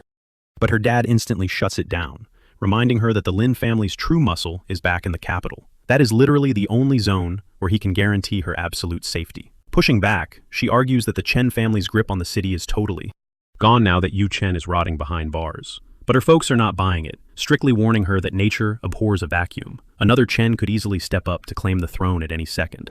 Defeated, she caves and agrees to pack her bags, begging for just one final chance to give her squad a proper goodbye. Smash cut to the precinct's interrogation room, where things are getting incredibly heated. The detectives are relentlessly pressing Yu Chen to drop names and expose the true boss behind the underground black market ring. But the blonde creep just flashes a wicked smirk, zero remorse in his eyes, literally treating the cops like absolute clowns. He just loops the same obnoxious script he has used since hour one. He isn't saying a single word to the badge. This absolutely makes the lead detective's blood boil, glaring at him like he is a frog in boiling water, totally clueless that the heat is turning up. Slamming the table, the detective barks that daddy's money cannot buy him out of this one, so playing tough guy is a complete waste of breath. Facing ironclad charges for illicit smuggling and snatching VIPs, his only ticket to a lighter sentence is to sing like a canary and out his crew. Shockingly, Yu Chen leans in, acting like he is finally ready to spill the tea. With maximum disrespect, he straight up announces he really needs to hit the bathroom right this second. The cop snaps back that he can hold his business until he drops a real confession from that filthy mouth. The rich kid arrogantly refuses to wait, prompting the furious cop to yell that he can just soil his designer pants for all he cares. Before things get physical, his partner grabs his shoulder, nervously whispering a reminder that this punk is still tied to a seriously untouchable elite family. If they cross the line, there is absolutely no predicting how the heavy hitters backing him might completely ruin their careers later on. Reality check accepted. The hot-headed detective swallows his pride and changes his tune. He orders his partner to escort the brat to the stalls, strictly commanding him to keep his eyes locked on. The rookie warns the smug young master to make it fast and not pull any stupid stunts. But once inside the tiled bathroom, a massive twist drops. The random janitor cleaning the sinks is actually a planted insider, carrying a direct order from the families. Top boss. Yu Chen holds his breath, standing perfectly still, fully aware that these next few seconds will literally dictate his entire future. The ultimatum is terrifyingly simple. They will grant him one final, blank check wish, but only if he plays the obedient soldier and takes the fall for the entire syndicate. He aggressively bites his lip, visibly shaking at the brutal sacrifice they are demanding from him. After a tense moment of calculation, his eyes darken and he accepts the dark bargain, locking in his choice. But he demands one terrifying condition. Zhang Shan must be dragged through a living nightmare that will make him physically beg to be erased from existence. Hiding a recorder, the undercover janitor coolly nods, swearing to deliver this psychotic request up the food chain, word for word. Sliding a tightly folded origami note into the kid's palm, the insider whispers a chilling, "good luck," before vanishing. Cut to the campus the next morning, where his bald buddy is absolutely shook to spot a fancy envelope from Lin Shi right in our boy's hands. He immediately starts teasing him, hyping it up as a spicy love confession. Turns out, it is just an ultra-premium RSVP to her exclusive birthday gala. Still, his bro instantly screaming that this is the ultimate clutch moment to win her over. Bro eagerly asks what kind of flex he is bringing as a gift. Acting like a love guru, the perpetually single friend starts dropping unsolicited advice, claiming that top-tier girls only care about two aesthetics in gifts, heavily overpriced or deeply sentimental. He suggests going all out with custom icy jewelry or some top-tier designer perfume. But Sean just smirks, waving him off and stating he has already locked down the absolute perfect present. This drives his nosy friend totally insane, and he starts aggressively prying for details. Sean refuses to crack, swearing he is keeping it under wraps until the main event drops. Besides, what kind of rookie leaks the spoilers before the actual reveal, right? That completely deflates Jai, whining that it is totally unfair he has to wait with the normies, especially since he holds best friend privileges. Jokes aside, deep down, Sean cannot shake off the heavy dread regarding Lin Shi's mysterious talk. His gut has been screaming, red flag, ever since she dropped the classic, "We need to talk" text. He is seriously praying he is just being utterly paranoid. Fast forward to the gala, and the venue is swarming with 1%ers, stepping out of luxury cars, all flexing ridiculously lavish presents. Just standing in the lobby, Jai starts violently sweating, feeling like a total clown in his bargain bin fit. In stark contrast, our boy is looking flawlessly dripped out, rocking a custom-tailored two-piece suit. Striding up to the velvet rope, he flashes his black card invite and casually informs the bouncer that the hobo-looking dude sweating next to him is his official +1. Without missing a beat, the VIP staff sweeps them into a breathtaking banquet hall, where waitresses are already pouring glasses of top-shelf champagne. Thanks to his ultra-rare invite tier, the head butler personally escorts them straight into the private lounge. The moment the doors click shut, Jai literally short-circuits, completely hypnotized by a sprawling buffet of high-end gourmet dishes he has only ever seen on TikTok. Bro actually starved himself for the last 24 hours, just to make sure he could inhale the entire buffet. Sean just chuckles, warning his buddy to pace himself before he absolutely wrecks his stomach. Right at that moment, an incredibly sharp-dressed dude steps into his personal space, greeting him with a smooth, calculated tone. The stranger casually hypes up his suit, dropping a slick comment that it perfectly matches a man with such a dangerous. Stuffing his face with cupcakes, Baldy side-eyes the situation, blurting out a question about who this extra, suited-up rich dude thinks he is.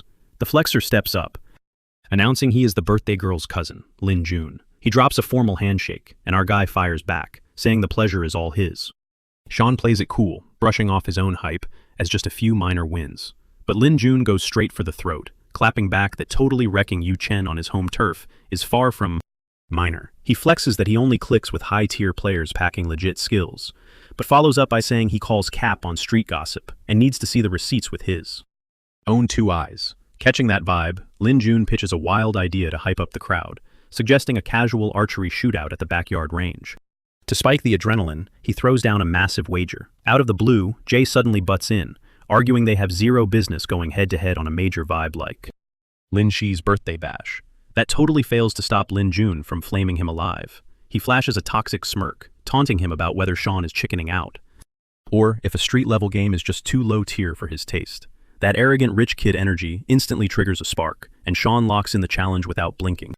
He challenges Lin Jun to drop the rules, promising to match whatever insane handicap he throws out. Moments later, they roll out to the garden, stepping onto a red carpet pointed straight at a bullseye. Lin Jun breaks down the brutal mechanics. They have to snipe a target 10 meters out while totally blindfolded. Each shooter only gets 3 arrows to clutch the win.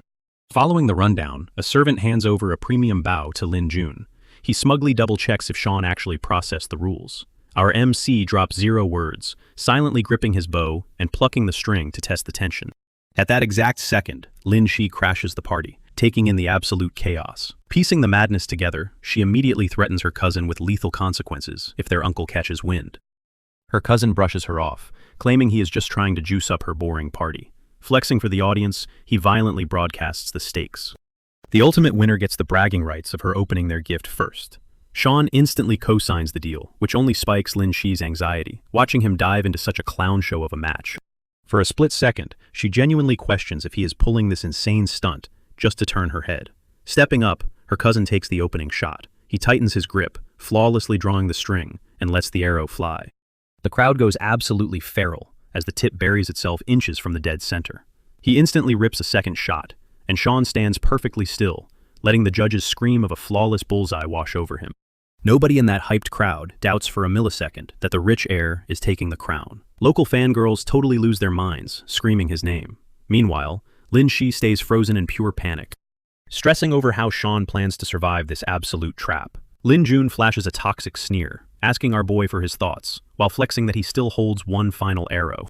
The wealthy snob holds nothing back, straight up admitting he plans to show absolute zero mercy. Going entirely try-hard is the only way to genuinely honor the guy you are destroying.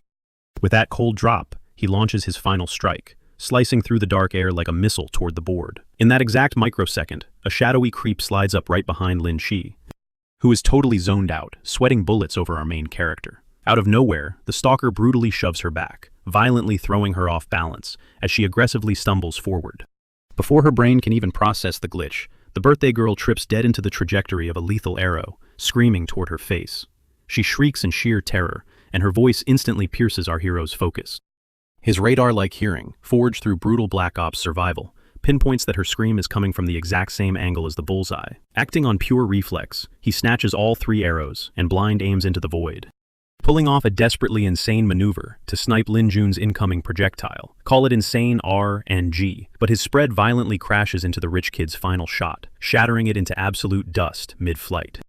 The entire audience freezes, their jaws literally dropping to the floor in pure, unadulterated shock. Fumbling hard like always, Lin Shi eats dirt as the razor-sharp shafts whistle inches past her head. She is completely mind-blown, figuring out how they dodged her at point-blank range. The squad aggressively swarms her, freaking out over her survival, but she instantly waves them off, swearing she took 0 damage. Ripping off his blindfold, her cousin glares in total confusion, completely clueless why she is face-planting across the firing line. Groaning at his utterly low-tier awareness, our guy bluntly states that he was literally inches from deleting her. Lin Jun trips out, demanding to know where his shot vanished if that is legit. A servant frantically gestures at the bullseye, screaming for the crowd to look, revealing Sean's triple shot, perfectly buried deep inside the center ring. Catching that impossible visual, Lin Jun goes completely mute, violently struggling to process that god-tier aim. He even scales the stunt to the legendary triple overlap of Young Guan, an insanely elite tier of combat sniping. The trust fund baby instantly drops the illusion that his rival is some noob he can farm in his own backyard. Regardless, the timeline makes 0 sense, since this dude was never scripted to jump in, leaving him clueless as to why his cousin magically teleported into the kill zone. Right then, our protagonist locks onto the rat who shoved her, slithering away like a coward trying to ghost into the mob. He loudly projects his voice, commanding the entire squad to corner the absolute creep who just put the VIP's life on the line. The suspect tries to dash, but a random guest violently snatches him by the hoodie. He wildly thrashes around, screaming for them to back off and heavily hinting they are messing with the wrong boss. Grinning like a menace, Sean saunters over and dares him to actually drop his kingpin's name. He hits him with an ultimatum. They can either dial the cops, or he can spill the tea right now to dodge. Massive heat. Spitting facts, he warns the guy it is a massive brain play to bypass the feds entirely and save his own skin from a permanent criminal record. For a heartbeat, the hitman genuinely contemplates the out. But then he aggressively smirks, staring down the crowd like they are absolute NPCs, and brutally crunches down on his jaw. Drawing from lethal experience, Sean instantly clocks that the scum had a cyanide pill tucked in his cheek for a rage quit. In literal seconds, the assassin violently gags, frothing at the mouth before hitting the pavement completely dead. Absolute chaos erupts as the crowd shrieks to call an ambulance, desperate to see if he can still be revived. Meanwhile, Sean drops low, hunting for a final crumb of intel, but the fading goon coughs up one last taunt before his system shuts down for good. He delivers a twisted hello from his boss, Yu Chen. After dropping the bomb, he flatlines on the grass. That leaves our guy aggressively plotting how his rival managed to order a strike all the way from inside a maximum security cell. Cut to lockup, where the third Chen brother is silently cackling while fixating on a raw razor blade. A hollow laugh escapes his throat as he roasts his brother's cheapskate energy, refusing to even secure a legit chemical like potassium chloride to make the wipeout painless. While the totally clueless guard naps outside, Yu Chen gets ready to hit the absolute kill switch right inside his cage. In that exact breath, his brain flashes back to his childhood, a core memory of him being a tiny little menace, violently squashing garden butterflies, strictly for the vibes. He caught genuine depression whenever he missed his chance to stomp those defenseless bugs. That failure literally made him doubt if he possessed the right villain energy to rule as the Dark King of the Chen Empire. Back in the day, his personal bodyguard warned him not to let those toxic thoughts take over. The guy smoothly promised him he was judging his own villain arc way too early. But young Yu Chen merely echoed his toxic family's favorite catchphrase. Useless garbage like him did not belong in their high society world. Back then, his bodyguard dropped a heavy truth bomb, claiming the kid could conquer absolutely anything if he actually laid his life on the line. That hardcore mindset buried itself deep into his brain. In his twisted logic, he kept catching massive L's simply because he never pushed himself past the absolute breaking point. Until now, spiraling in the pitch-black shadows of his mind, he screams at a hallucination of Shan. He demands the so-called mastermind pinpoint exactly where his grand plans crashed and burned. His fury boils over into pure rage as the phantom rival just stands there, staring right through his soul. Suddenly, his spiraling thoughts pivot to his ruthless bloodline, the same people who tossed him straight into the gutter like yesterday's garbage. Sure, they tossed him a final lifeline to keep him from decaying in a concrete cage, and while a tiny sliver of his mind craves a comeback arc, he grabs a hidden, sharp piece of metal instead, choosing to force quit his own story permanently. With every crimson drop spilling onto the cold floor, his freezing body aggressively shuts down, just seconds before his vision fades to pure black. A twisted, deeply unsettling smirk creeps across his face. He is utterly convinced he will drag Shan down to the underworld with him. This completely delusional clown genuinely thinks he just secured the— Fast forward a couple of hours. Director Dong aggressively clears his throat, jolting the slacking guard outside Yu Chen's steel door wide awake. The lazy dude instantly scrambles for excuses, flexing that his golden ears could catch even the slightest sketchy noise. He even cracks a joke about the rich kid, suddenly acting like a total neat freak, claiming the prisoner has been scrubbing something in the sink for ages. Dong instantly gets a horrible gut feeling. And suddenly, the guard spots a creeping, wet puddle right beneath his boss's polished shoes. All the color drains from his face as he locks eyes with a massive, dark scarlet stream. He immediately freaks out, completely mind-blown about how this creeping nightmare leaked out without him. Hearing a single peep, Dong whips around, the horrifying reality of what just went down behind those bars finally hitting him. He erupts into absolute fury, screaming at the useless guard for brushing off the situation like it was no big deal.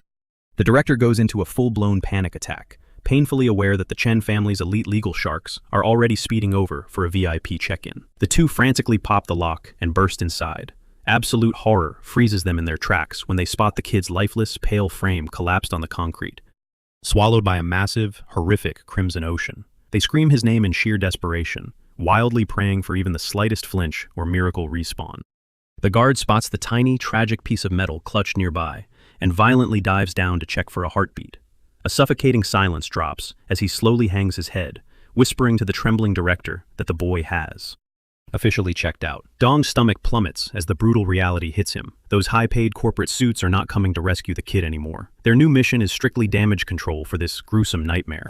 Zero hesitation left. Director Dong fiercely barks at the incompetent guard to instantly trigger a massive internal sweep. He demands a brutal interrogation of every single soul who even breathed near Yu Chen or stood within a 10-foot radius of his cell. Once the panicked guard sprints off, a super chilling wave of dread washes over Dong. He is totally rattled by how ruthlessly the powerful Chen Empire just wiped their hands clean of their own flesh and blood. Meanwhile, cutting back to the chaotic birthday bash, Lin Jun strolls over, double-fisting some drinks, and asks our main guy for a quick private chat. He straight up confesses that he might have crossed a line earlier, but argues that it absolutely does not justify the lethal death glares he has been dodging for the past 60 minutes. Looking visibly annoyed, Shan coldly snaps back that this is literally just his resting face, and fiercely warns him that if he has a problem, he better stop stalling